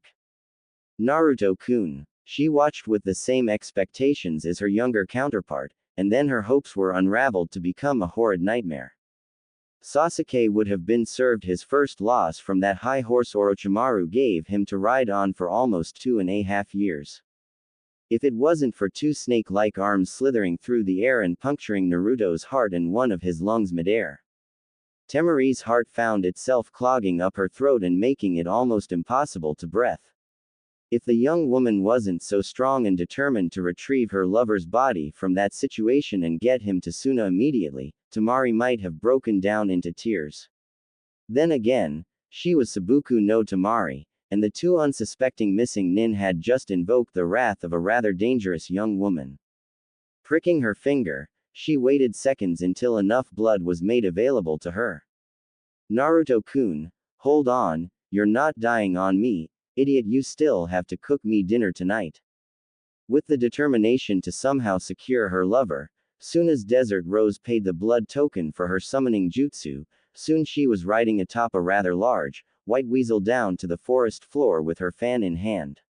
It may have been her imagination, but she could have sworn that she saw those beautiful blue hues of Naruto, stained red not from the Kyuubi's power, but rather, his own blood. Kamidachi. The snake-like Sannin was busy reveling in the fact had he been any bit slower, then perhaps he may have lost the mental grip on his precious body, and Sasuke looked as if he were too emotionally shaken to move. So it came as a surprise when they noticed themselves falling prey to a simply wind jutsu knocking them back, and that damned liability he asked Kabuto to do away with riding in and stealing the body of his trophy. They're not getting away. It didn't matter right now. Sasuke would regain himself shortly and return to their encampment, but right now, Orochimaru decided to play chase, serpent style. Temari, on the other hand, was grabbing the blonde and pulling him up close, fighting to maintain her composed image. She had to think clearly and act like a true ninja if she wanted to make sure either of them got away, or at least had a chance to get away from that demented psychopath. The only thing she prayed for, looking at the fact she never prayed, was that it wasn't too late to get Naruto the help he needed. Hee. Cough. Temari-chan, cough, you're okay. It was overexertion on his part to speak, blood spewing from his mouth every other cough, but he would be damned if he let himself die here and now.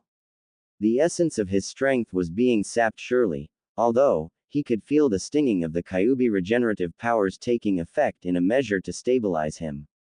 Hey, cough, I'm gonna be cough, cage, do you think this hurts? Damn it, Kit, you just had to handle it yourself, didn't you? Concern filled the greater demon, not only because if Naruto died he would as well, but he had started to look at the boy in some strange way as his child, so to speak. Sending the massive amounts of chakra he had stored within his body, Kyuubi pushed hard to make sure the major organs were held in a stable position until that idiot could be cared for properly. If you die, you baka ninjan, I'll kill you again. He could see the worried expression on his Temari-chan's face, and the slight smirk she produced at his Narutoishness. Maybe it was the fact his vision was blurred and his voice strained, but there seemed to be something almost angelic to his lover right then. Even the desert has angels. The last thing Naruto remembered was that cute blush striking across a rather serious figure while she replied with a, "Shut up, Naruto-kun," the sound of a rather hungry and large snake, and then everything fading into darkness with one final voice getting its say. Suddenly, as the grounds changed from that of grass to that of desert sands, it seemed as if the ground behind them was being disrupted somehow. Well, not that a certain shinobi was able to tell, but there was that voice.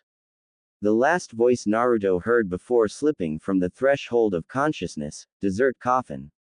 It had been hours since the moment those words echoed through the vast expanse of desert seas, and those hours seemed to be nothing more than an eternity of worry and grief for the young woman as she waited patiently outside the door of the operating room in Sunagaku. Concern was seen woven into the delicate beauty of her face as well as her eyes. Her figure could be seen pacing to and fro inside the insanely white-colored hallway, and a sigh of frustration and despair creeped from those thin lips. Yes, Subaku no Temari was as calm as she could be, knowing that her Koibito boyfriend could be dying on the operating table at that very instant. Dying, Could she bear to consider her grinning idiot, her dear fox-like boy lost to her so soon after affirming affection and desire for him? Naruto-kun. She knew she should be happy that her brother had planned some sort of welcoming committee to greet them at the border exchange, which he happened to lead personally, or else. The worst would have been the ultimate truth. If Gaara had not been there to deter and trap that pale snake of a man, then both Temari and Naruto would be dead, and the younger of the lovely couple would not be under the proper medical attention to save his life. Damn it. What if something's gone wrong? What if we didn't make it in time? Haha. Naruto-kun would be ashamed if he knew I even considered him lost before he became Hokage. Single quote. A slight smile came with that thought because it renewed the composure and hope, no understanding that the boy behind that door in which was mocking her loving concern barred her entrance, was being treated. Sighing, those pale rose lips would form a soft pout as her hands came to rest at her hips in anxiety, for even if she believed that Naruto would bounce back from this horrible assault, there was the lingering doubt, the pain in knowing she wasn't able to do anything more for her lover, and it hurt worse than anything the young woman had experienced in her life. Maybe I am weak. I couldn't do anything to help him. The only thing I could do was. Temari came to a halt in her pacing ways and glanced out a window. A simple little view of the shinobi village hidden in the sand reminded her of her shinobi heritage, and why she was a fool for bashing herself so readily. I did what needed to be done, and because of that I was able to make sure Naruto-kun was received and placed under the care of an appropriately qualified medical ninja. When did I get so emotionally attached and unstable? Simple. The moment you got someone to love Temari. Though it seems you're going to have to wait a little bit to bed your little Naruto-kun. Wouldn't want his lung to collapse while you're lusting over his body and feeling him. Getting a little aroused, aren't we? The blonde found herself the victim of her perverted inner voice once again as the scarlet hue burned against her cheeks, making it look as if she was deeply embarrassed or coming down with some sort of random fever. Would you shut up long enough for me to even worry properly about him, damn it? When did my mind become such a pervert? Wait, no, don't tell me again. I just never had the opportunity to realize how perverted you were before, now can it? Out of nowhere, a hand of sand would manifest and rest along the kunoichi's shoulders and caused her to turn around with a slightly surprised look in her eye. Oh, Gaara, what are you doing here in your office, clothes no less? The Godime cage, Sabaku no Gaara, had entered the hospital's surgery ward to check on the status of his friend and the emotional state of his sister Temari. One arrival, he noticed his sibling, the one who was always so collected, slightly arrogant, proud, and calm, pacing around in a nervous and concerned mess.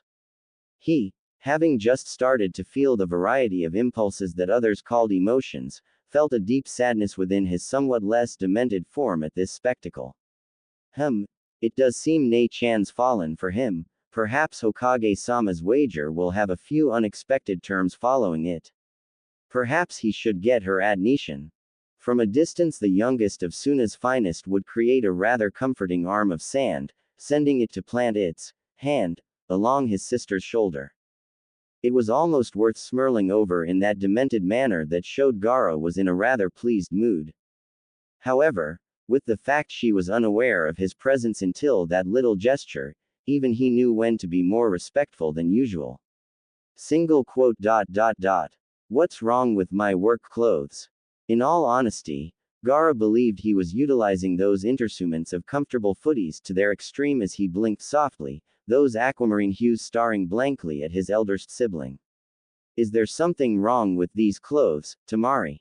Temari found herself blinking with an absent look and all thoughts cast aside at her brother's, unusual taste in working clothes. Since the shukaku prevented the boy from ever getting a wink of sleep, he decided to wear his pajamas as official work clothes, so to speak. Her eyes watched as the light brown, slightly grayed raccoon sleeping suit was tightly pulled over the boy's body. And it made her almost want to smile seeing her Otudo dressed the way he was. No, but, I didn't think you'd wear them here too at the hospital. Are you here to see Naruto-kun too?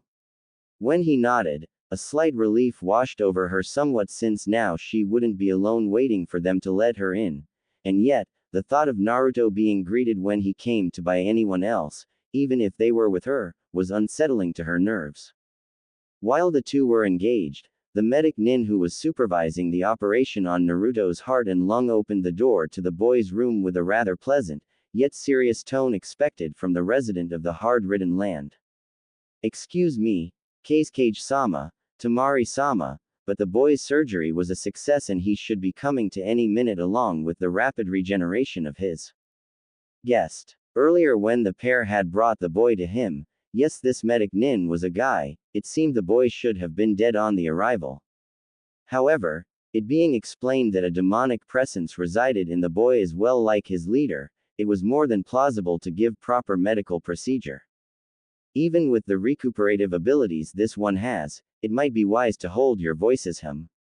Keisuke-sama, Temari-sama. It seemed the individual spent his time talking so much that he didn't even notice the two storm past and enter the room, the blonde pulling herself to sit gracefully on the side of her sleeping lover, while Gaara sported a nonchalant pose along the nearest wall. Temari, ignoring the fact that Gaara was present, found herself staring down affectionately at the bandaged blonde. His hair was a mess, and the many bandages present over his forehead, chest, and various places along his body were a testament to the backlash of his and Sasuke's power, as well as the fateful blow by that deranged Sannin. Naruto-kun seems almost peaceful, like an angel, sorta, if those stupid things exist. Hey, he called you one so maybe they do, but I'd say you're more of a horny devil just waiting to either get controlled by or dominate your little ninja there. Though I'm sure you could make it up to him with a little flesh therapy. Temari, haha. Temari's inner pervert seemed to display itself mentally at the most inopportune moments for her, and this time, though it may have been somewhat true, she completely ignored the said thoughts. A hand moved to cup the resting boy's cheek as she began to stroke it affectionately. That is, until an uncharacteristic snickering sound could be heard from her brother, causing her to look up with curiosity. What? Aquamarine slants of a browless male would glance up to meet those curious orbs, and once again, Gaara snickered. It was so awkward, and amusing to see how gentle the rough woman could be when it came to the well-being of her man. Or maybe it was because she finally had someone they both felt would be her one, that she was so different. Nothing, Nei-chan, but I never thought I'd see the day. You were gentle, haha. When he noticed her anger and quick returns of rather colorful language, the Keisuke could only smirk as he watched her revert back to this caring and loving individual who had kidnapped his sister. Though, he wasn't surprised at the least. Uzumaki, you just have that effect on people, don't you? After scolding her little brother with a rather color arsenal of word choice, the desert rose would shed her thorns and become a thing of gentle representation once more. Leaning closer toward the boy's face, she studied it for a while before closing the distance and awarding her sleeping boy a soft and gentle kiss, and to satisfaction and surprise, it was returned. There was nothing but darkness and it was beginning to become very annoying. Naruto could not determine whether he was absent of his life and standing in the very abyss that was death, or simply lost somewhere in the more shadowy regions of his mind. Either way, the shinobi wanted out because he could feel it. An unspoken desire for him to return was being emitted by his Temari-chan, and he'd be damned if he had her waiting long. I'm not dead, damn it. I can't be dead, hell. I refuse to be dead until I'm either Hokage or married. Even though this was replied by nothing save the echoing effects of his own voice, the blonde found himself running through the darkness, in which there was a small speck of light that seemed to appear out of nowhere. He could hear it, the many taunts of his past, and it seemed now that the darkness was a tangible aspect clinging to his body in an attempt to slow him down, prevent him from reaching the light at the end of this dismal world, part of his mind. Tears and curses, from the many times he had his heart broken by his former crush Sakura, to the betrayal that stung his heart during Sasuke's defection. He could see it. Naruto, I'm not going out with you already, Sakura. Single quote. Dobi, once a dead last always a dead last, Sasuke. Single quote. Demon, random villager. Those voices rang loudly throughout his head. However, they only fueled his determination to continue pressing forward. When it came down to it, it was always Naruto's ability to keep moving on even when things were ultimately the most horrible of circumstances that befell him. He didn't need to go out with Sakura because now he was entangled in the game of love with Temari. He was no longer a dead last, having learned the fourth signature attack and even trained under Jiraiya long enough to rival Sasuke's strength once again. And for the last time, he was not a demon, he never was. The boy was unsure why he hadn't noticed the kunoichi as someone he could love earlier in his life, considering that she was someone who seemed to have some decent respect for his existence. Well, then again, until now, he had barely even known her, or rather of the fact she existed until the 2.5 years prior. Fate was interesting, yet cruel. It was like waking up one day from a horrible nightmare and suddenly finding out that you could have everything your heart's ever desired, and for Naruto, that was simply respect and love. All of which he received from his girlfriend. Well, it was the unspoken agreement of being boyfriend and girlfriend, but at least they both knew they loved each other. Somehow, in the void that seemed to decrease as he moved closer toward the aspect of light, there was a warmth that started to overcome the youth. It made him feel secure, loved, accepted, and more. Just thinking about Temari and this newly found warmth pushed his mental state to fight. To refuse the worst possible outcome and free himself from the bondage of his own mind. That's when it happened. Those eyes suddenly opened and the warmth was understood to be the heat radiated by the close proximity of a certain sand nin's body, and the liplock she placed him in. Single quote. Temari-chan. What better way to be greeted when slipping from the bounds of darkness to that of coherent consciousness? Simple, he eagerly returned the gentle pressure of her lips with his own. Their kiss was something between a state of euphoria and a culinary tasting course. It left him with nothing but a billowing happiness and longing to exercise the right of their teenage hormones, and at the same time, he could taste her through this exchange. She oddly enough tasted like vanilla and jasmine, whatever jasmine was. Naruto found himself sitting up slowly, Temari's position adjusting with his so that she was now completely over him in a rather innocent, all-four, type predicament, and the boy was holding his arms around her back and his lips connected with hers until the pair needed air. Wow, that was one hell of a wake-up call, Temari-chan. Flashing off a fox-like grin, the boy decided to up the ante with a playful lick sliding up his lover's cheek, successfully causing her to blush, and Gaara to grunt. Gaara? Oh shit. It wasn't that he didn't mind seeing his best friend and his sister happy together, but after a certain point it was just plain hurtful to endure. Gaara wanted to gorge his eyes out to ensure that he was not witness to his sister having sex. No, that would have been a fate worse than death, and perhaps being the container for a one-tailed raccoon demon. Relax, Uzumaki. I'm not going to kill you, unless you hurt her. A mild blush crossed over the boy's cheeks as he came to notice a certain sand sibling having watched his affectionate reunion with Temari, so to speak. Of course, he was more than positive that Gaara would without a doubt smite him if for some unforeseen reason he ever did manage to hurt Temari. Friend or not. However, the bead of sweat running down his forehead from fear passed as he noticed that Gaara was standing there in his pajamas. Why is the guy who doesn't sleep wearing raccoon pajamas? Haha. Oh man, this has got to be a Dre. Wait, why are you wearing raccoon pajamas? Maybe he should have held his laughter in just a few seconds longer. Sighing, the redhead moved from his leaning position against the wall to a full upright stand, while his sister beat him to the explanation of his demonic jammies. Well, you see, Naruto-kun, the eldest of the three present started while shifting to a more comfortable position at her little Genin's side. Ever since you beat Gaara a while back, He's changed. He's even uncovered and started to experience a few emotions, which led to him feeling bad for not being able to sleep and neglecting his pajamas, so they became office and basic work wear for him. She finished, nodding her head as if it were the most common of concepts to run across. Naruto, however, had a single important question.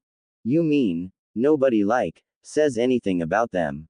Who would question the strongest shinobi in the village knowing he's a demonic carrier and a former psychopath? Gaara countered with a logical, and slightly sadistic smile simply for the purpose of effect. Naruto blinked and conceded to that point without any form of rebuke. I guess you're right. Gaara would watch the two as they started to relax into each other's embrace and immediately felt more than a tad bit uncomfortable. Must break up mushiness until I leave. Single quote. So Gaara did what any self-respecting leader in pajamas watching his sister and best friend get cozy in each other's presence, he got down to business to kill the mood. Uzumaki, if you and my sister can keep your hands off each other for a few minutes. I'm sure you'd like the details regarding your mission here, Suna explained in the full.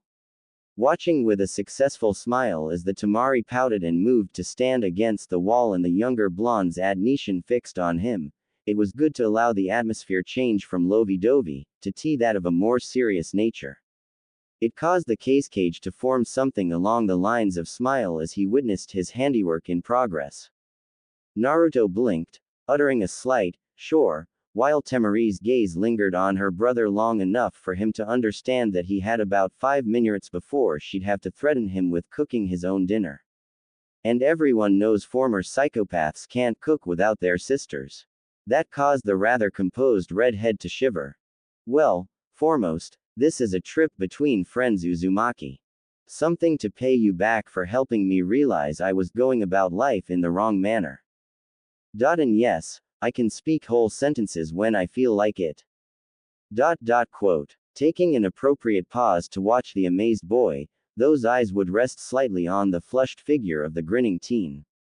Secondly, I'd like you to personally assist me here in Suna, consider it a preparation to aid you on the path of becoming Hokage, and finally, to aid in the retrieval of a one Uchiha Sasuke when the time comes to launch a final attack on Otokogakure, since that battle is yours alone, Uzumaki. Mentally, the cage sighed as he noticed the wince in Naruto's features, but returned to offer a rather calm smirk as the light of confidence shone through those undeniably bright eyes of blue. Now, to brief you on your first A-ranked mission here in Suna.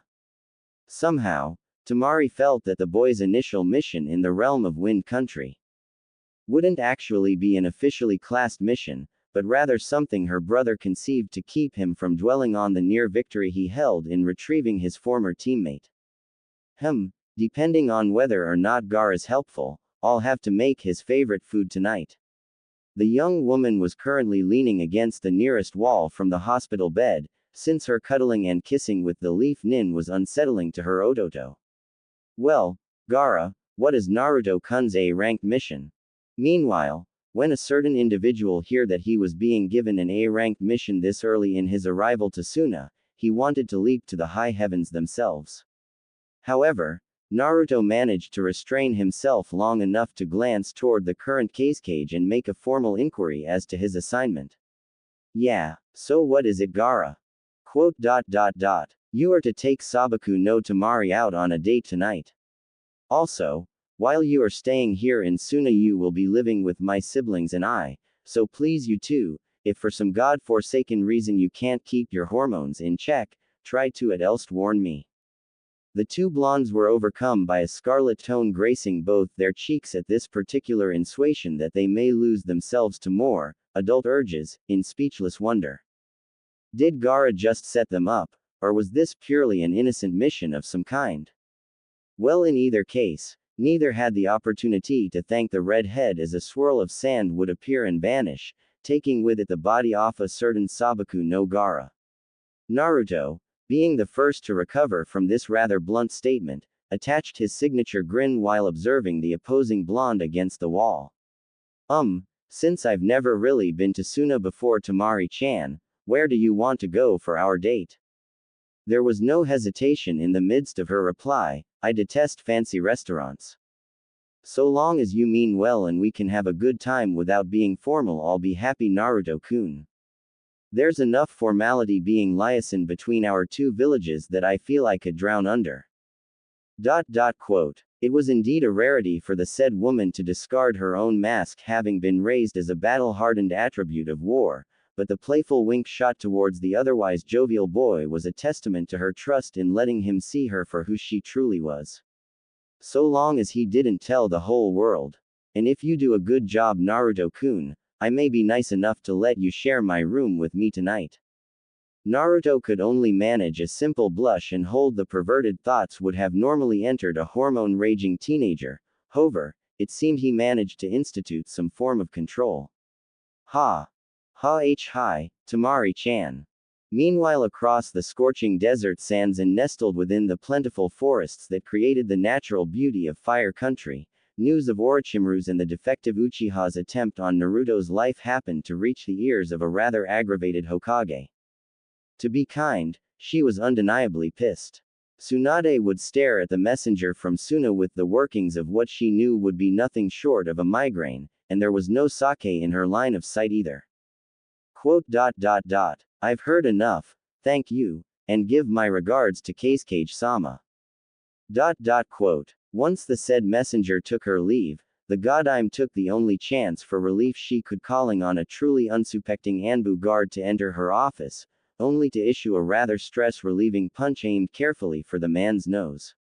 Luckily, a perverted Sannin happened to stop short of the office door, or else the velocity of the flying body would have carried him through the structure of the Hokage Tower as well. Quote. You should really work on that temper of yours, Tsunade, stated a rather serious Jiraiya, taking it upon himself to enter her office and taking a seat for himself. In terms of normality, this situation would have left him a prime target for the woman's wrath. However, as he removed a bottle of sake, began to pour the contents in two separate cups. She decided that maybe Jiraiya could be tolerated for now. The problems with Naruto, there's no other subject here in the world that would cause Tsunade to look as if she were ready to give unsuspecting demonstrations as to just why she too is a legendary ninja. Damn it, brat, you better not have died on me, you talentless.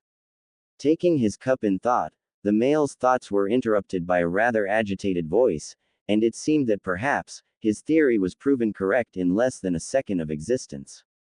If he wasn't such a good ninja, perhaps Jiraiya would have been an undeniable psychic. Sighing, the bitter taste of sake appeared to be an immediate aid to the ailments of Tsunade's mind while gutting a rather sharp glance to her comrade. Orochimaru and Sasuke attacked Naruto and Temari as they were reaching the border separating fire and wind, and on last reports, he was being treated for a puncture heart and lung. Jiraiya. No mistake could be made on the venomous tone her words were laced with. Even in the casual manner the two discussed such important events could not have adjusted the aura of murderous intent radiating from the busty fire shadow. Damn it. Why the hell did this have to happen now of all fucking times? Usually, the lecherous shinobi would have made some reference of perversion to clear Tsunade's mind from her unmistakable rage. However, this issue regarded a boy he had come to look at as an aggravating son, it was strictly business. I should have expected this to happen, considering Orochimaru knew I had Naruto for the past 2.5 years, making it impossible for him to get anywhere near the brat. Jiraiya managed to indulge in his sip of sake to clear his own anger, before cutting in the uncomfortable measure of silence that befell the two. Quote. I'll have to complete the brat's training.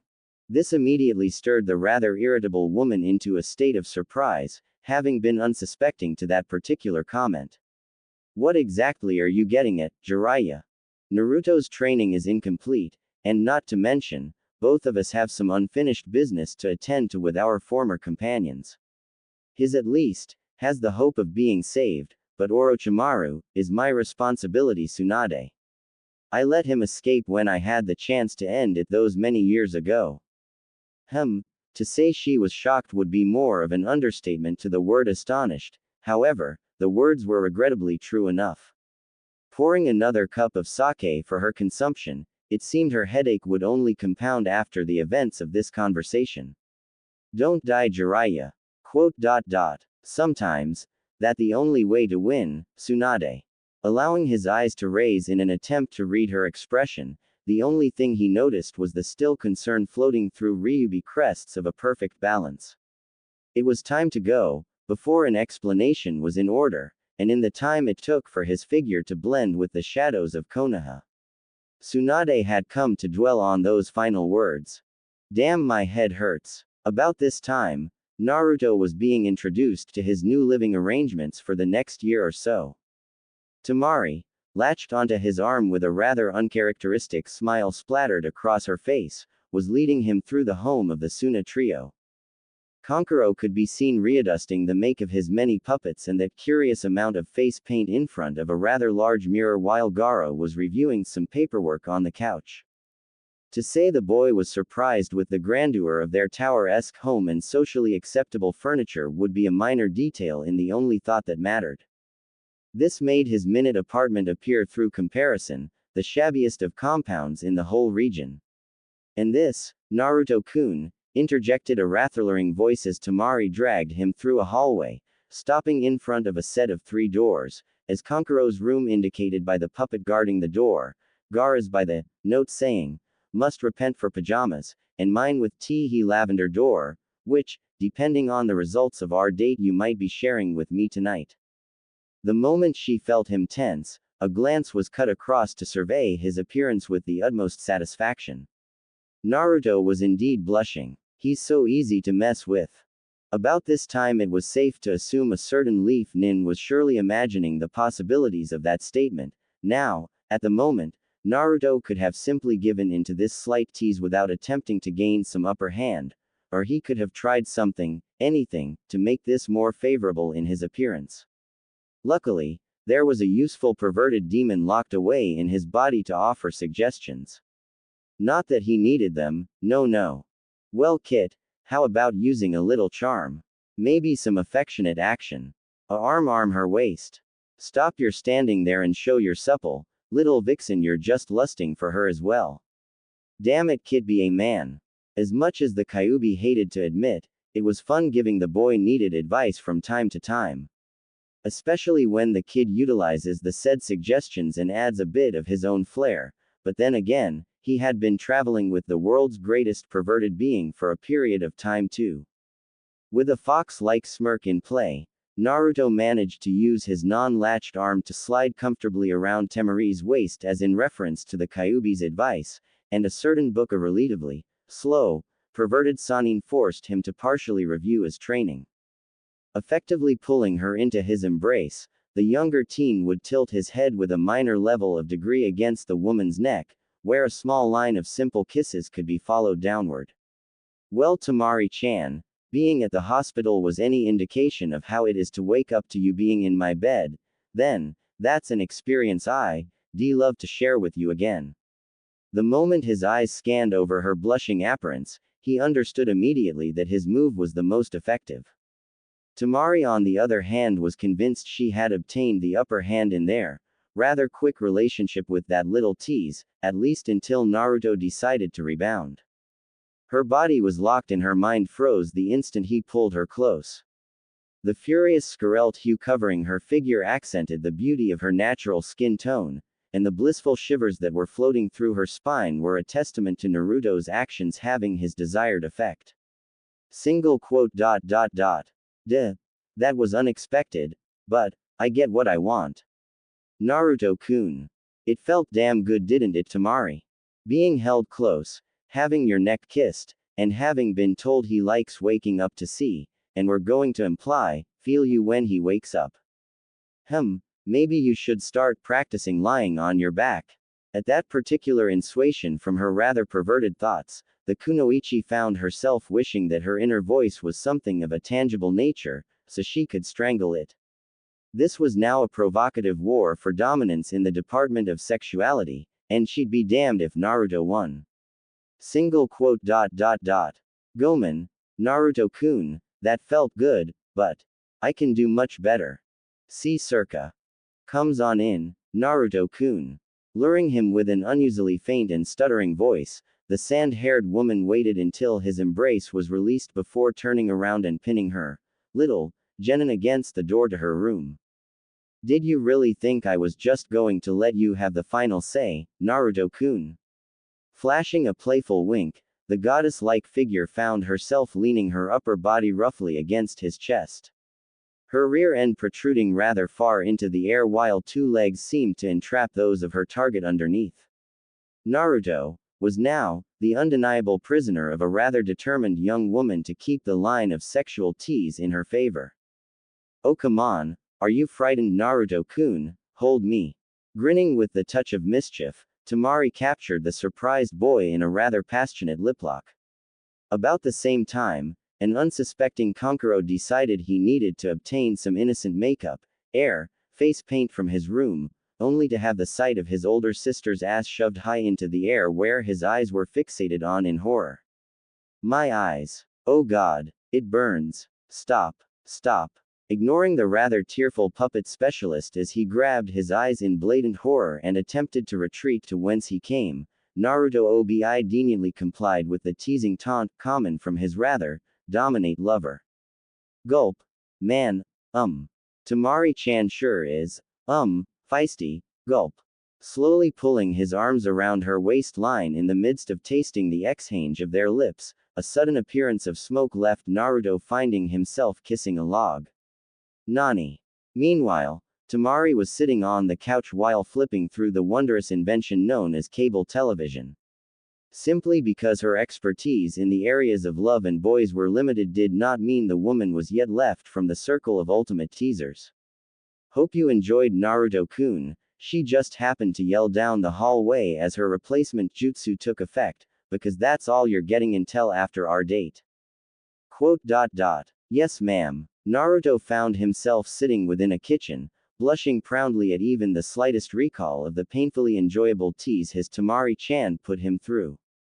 He could still smell, feel, and taste her, and the log from that devious replacement technique when he closed his eyes, which wasn't exactly the most intelligent thing to do when using a knife considering he had just cut his finger.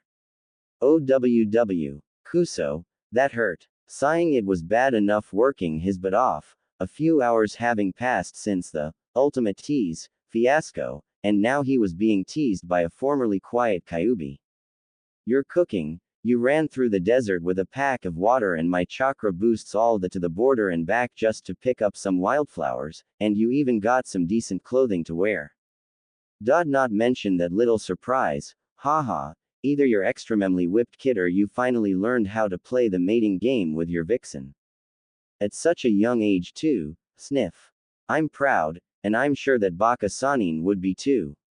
The Kyuubi was enjoying yet another round of laughter on Naruto's expense, however, the greater demon was honest in his pride regarding the young teen. It took a few thousand years before Kyuubi got laid, and it appeared his kid would have only needed 15. Shut up Kitsune Tem. I just want to give Temari-chan the best first date possible, after all, she was the first girl who actually loved me. Suor Kit. So I'm assuming this has nothing to do with the promise of getting in her pants, Kit. Shut up you stupid fox. Can't I just do something nice for Temari-chan without you trying to twist me into your arrow senin? Once the preparations for their meal were complete, Naruto decided to go finish getting ready himself before picking Temari up for their first official date as a couple. Man, I'm so nervous. Good thing Arrow Senin isn't here or he'd probably have used us for tons of his dirty research for those stupid books. Single quote. Changing into a rather comfortable t-shirt overlapped by a deep blue vest, baggy black pants, those untamed locks were allowed to fall in full unrestrained havoc. Okay. Time for this mission to begin. With that said, the boy decided to practice a rather useful teleportation jutsu Gaara had to teach and reteach him beforehand, arriving with a slight knock against a lavender door. Food basket in hand, as well as a set of hand-picked flowers. Temari-chan.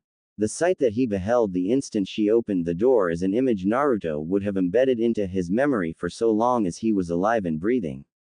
Quote dot dot dot. Why? Oh, you're absolutely beautiful Temari-chan. The said woman opened the door with a lazy wink, and soon found herself satisfied with Naruto's recitin. She sported a rather snug tee uplifted her cleavage area along with a thin, red kimono coat. Fishnet stockings seemed to be her idea of casual wear, including a rather provocative mini skirt and sandals.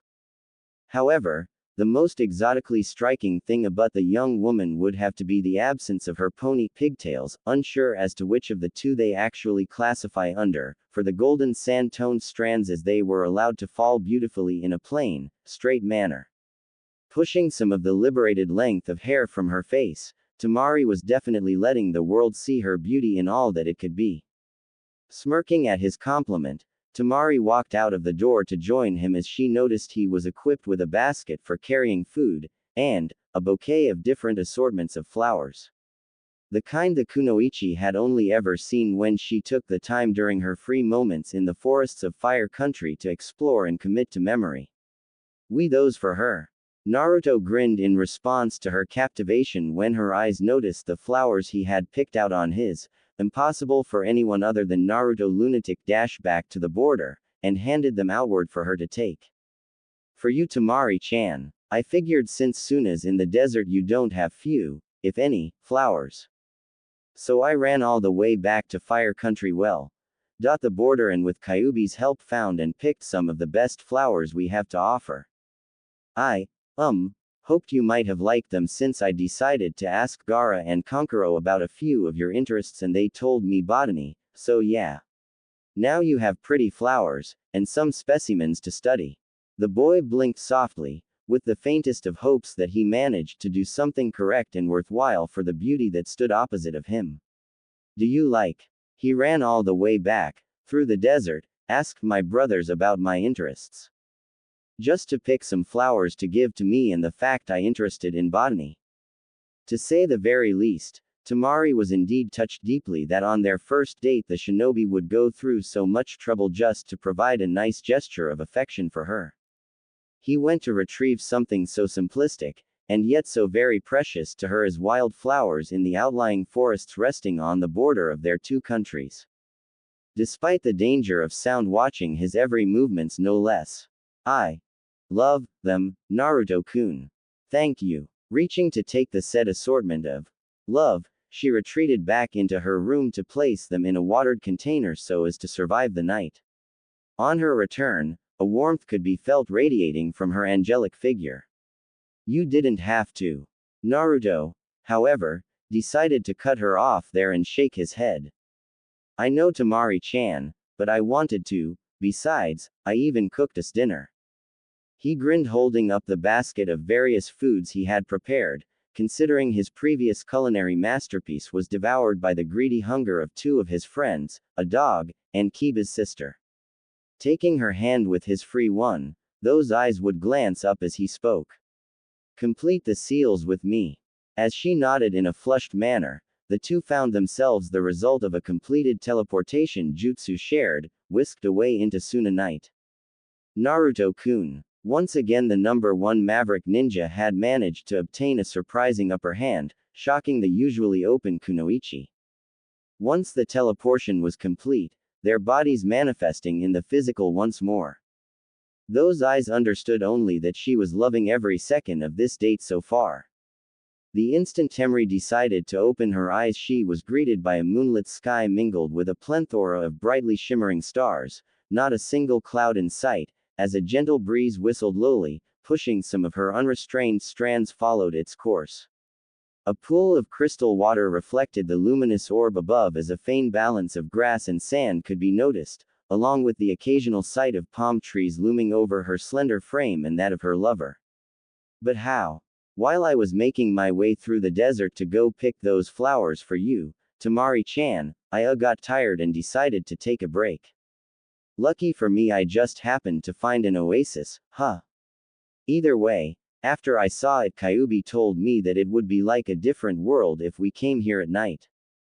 And the more I thought about it, which I did, I thought it might be the perfect place for our date. Sorta like making it our spot or something. So, what do you think, Temari-chan? While he was explaining how he knew where the oasis was, he didn't bring up the fact that he linked a bit of his and Kyuubi's chakra to teleport to that location on will, and decided that right now was the best time to remove a cloth sheet and lay it over the balance of sand and grass so they could eat. Quote. It's wonderful, Naruto-kun. Elizur, a certain perverted Sanin, was enjoying a moment considering what possible trouble two blonde ninjas could get into, and using it as inspiration for his next Ika Ika Paradise novel, before glancing down to the extra baggage that happened to threaten him into tagging along. You do know that you've lost him, right? Quote. Hi. However, a inner voice happened to scream, PSH. Yeah, right.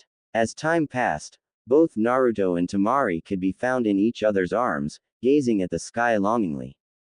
You know, Temari, every time I used to look up at the sky, I chose to and used to those to remind me of my dreams. Naruto had no rational idea why he decided to bring this particular topic up, however, as he wiggled his arm and chopsticks to grab a dumpling for the lovely addition sitting in his lap, he could only think about how cute she looked as he fed her. Hee, I guess Temari-chan likes my cooking. Correction, Kit, she likes our cooking.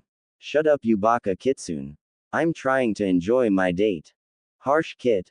Harsh. If you shut up and go to sleep, YP, you stupid fox, I promise I'll finally call you Otosan.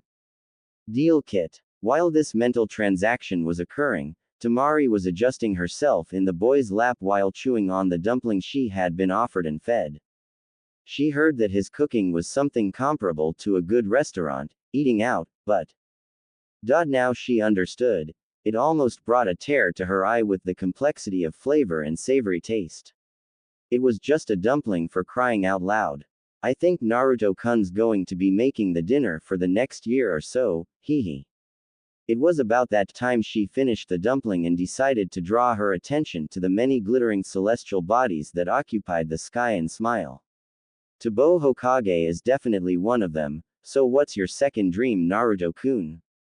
Naruto blushed faintly, amplified by the moon's pale radiance, as he glanced down for a brief moment and lost himself toward an affectionate smile.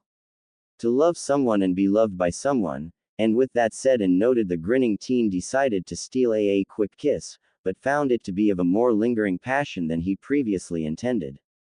Not that he was complaining. The instant she felt those lips against her own, she returned. At the same time, she listened to those words and began to think back to how far out that dream must have been for him until recently, since the only person he ever loved before her was a pink-haired twit that neglected him for that bastard Uchiha. Then I suppose the only thing left for you is to become the Hokage then, isn't it? Yeah, Naruto-kun. Yes, Temari-chan. Do you think the water is deep enough for a swim? Yeah, but Then join me for a swim. Removing herself from that rather comfortable position with a touch of regret, slender digits would slide the rather delicate fabrics of her kimono coat from atop her body to the ground, slipping herself from the restraints of fishnet stockings in a mini skirt. And even the form-fitting tee. It seemed that Temari was prepared to tease on this particular date, having decided to not wear a bra and simply walk herself toward and then into the cool waters in just a thin line of panties.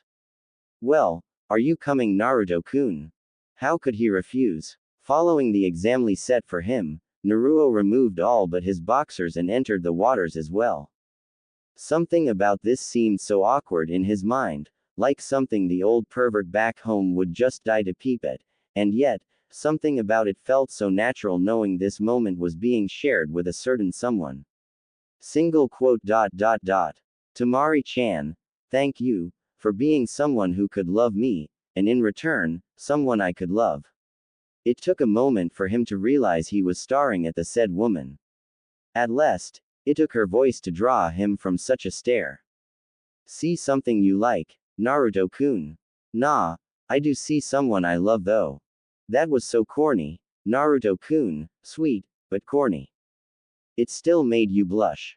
Hee. And so it was that the remainder of their date continued on in the various aspects of casual conversation, a case of water tag kiss and touch style, as well as another glance to the stars. So eventually the couple had to resign themselves from the water and begin to dry so as to return. When a certain leaf nin moved to grab his clothing, however, he was scolded with a playful reprimand, causing him to blush profusely. Don't. You're not going to need them tonight anyway, Naruto-kun, smiling even as she used an agitated voice of command. It was just good to know that even at the most random of moments, she could still be in charge. Besides, this was definitely considered as a good date. Naruto earned what was coming, or rather, she earned it. After the record seals for a rather nifty teleportation jutsu, the almost nude figures of two Reihi wanting, an experienced blondes appeared right in front of rather familiar lavender door. This time, however, Konkuro was simply leaving his room to get a glass of water. The first and only thing he noticed was that his sister was wearing nothing more than her panties and Naruto was in his boxers. Once again, pain surged through his eyes as he found himself devoid of sight and scrambling back into the SFETY of his room. Oh God, my eyes! Which was all he warning needed for a certain red head in the middle room to line his room with sound to create a soundproof barrier.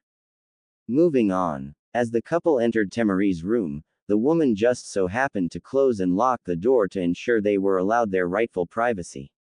She could feel the soaked fabric between her thighs and wanted to be rid of them soon. Being so withdrawn in her own thoughts, it came as a surprise when she noticed the fact that Naruto was already taking lead of the situation. Naruto-kun.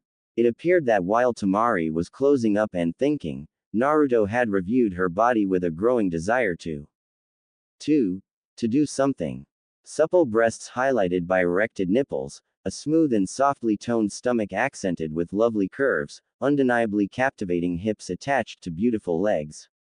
It was also wondrous to behold in the full light, and triggered a rather animalistic instinct as far as what he needed to be doing. Even Naruto found himself surprised mentally when he moved on a spur of the moment impulse, pinning his Japanese goddess against her own door and capturing her attention with a demanding kiss of passion.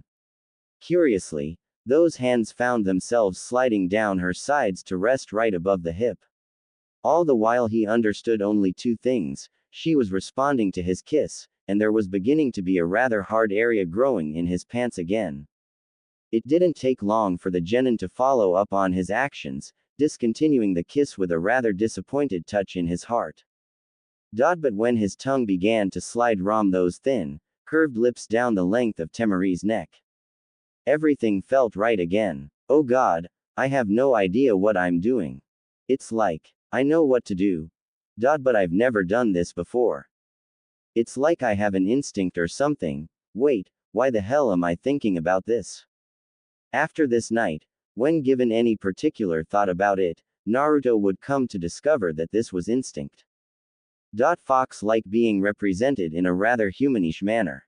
Acting on the surprisingly helpful desires and thoughts roaming inside his head, both hands would rewind along their previous course and find themselves cupping the fruit of his lover's chest. Feeling her breasts with a gently squeeze, Naruto found himself lowering his tongue still while giving her lovely endowments a lustful massage. To his satisfaction, this received a soft moan of pleasure along with a surprised gasp from his rough and slender vixen. Naruto-kun, her voice was soft and her body was indulging in the pleasure of his touch. Wondering exactly how her little ninja happened to know what to do. As much as the commanding aspect of Temari's nature wanted to reach out and take control of this situation, she was having no qualms with enjoying hers. Her arms found themselves wrapping loosely around the boy's fame, digits sliding down his back affectionately, while escaping soft moans in praise of his foreplay. Naruto-kun, use your mouth. While she could feel the cool touch of his hands, she was intent on feeling his tongue. Hell, his whole mouth if she could get him to use it on two separate areas, one of which he was already playing with. In the moment, Naruto complied, having some vague indication of what she meant. Sliding his mouth over a playfully erected playmate into his mouth, suckling happily.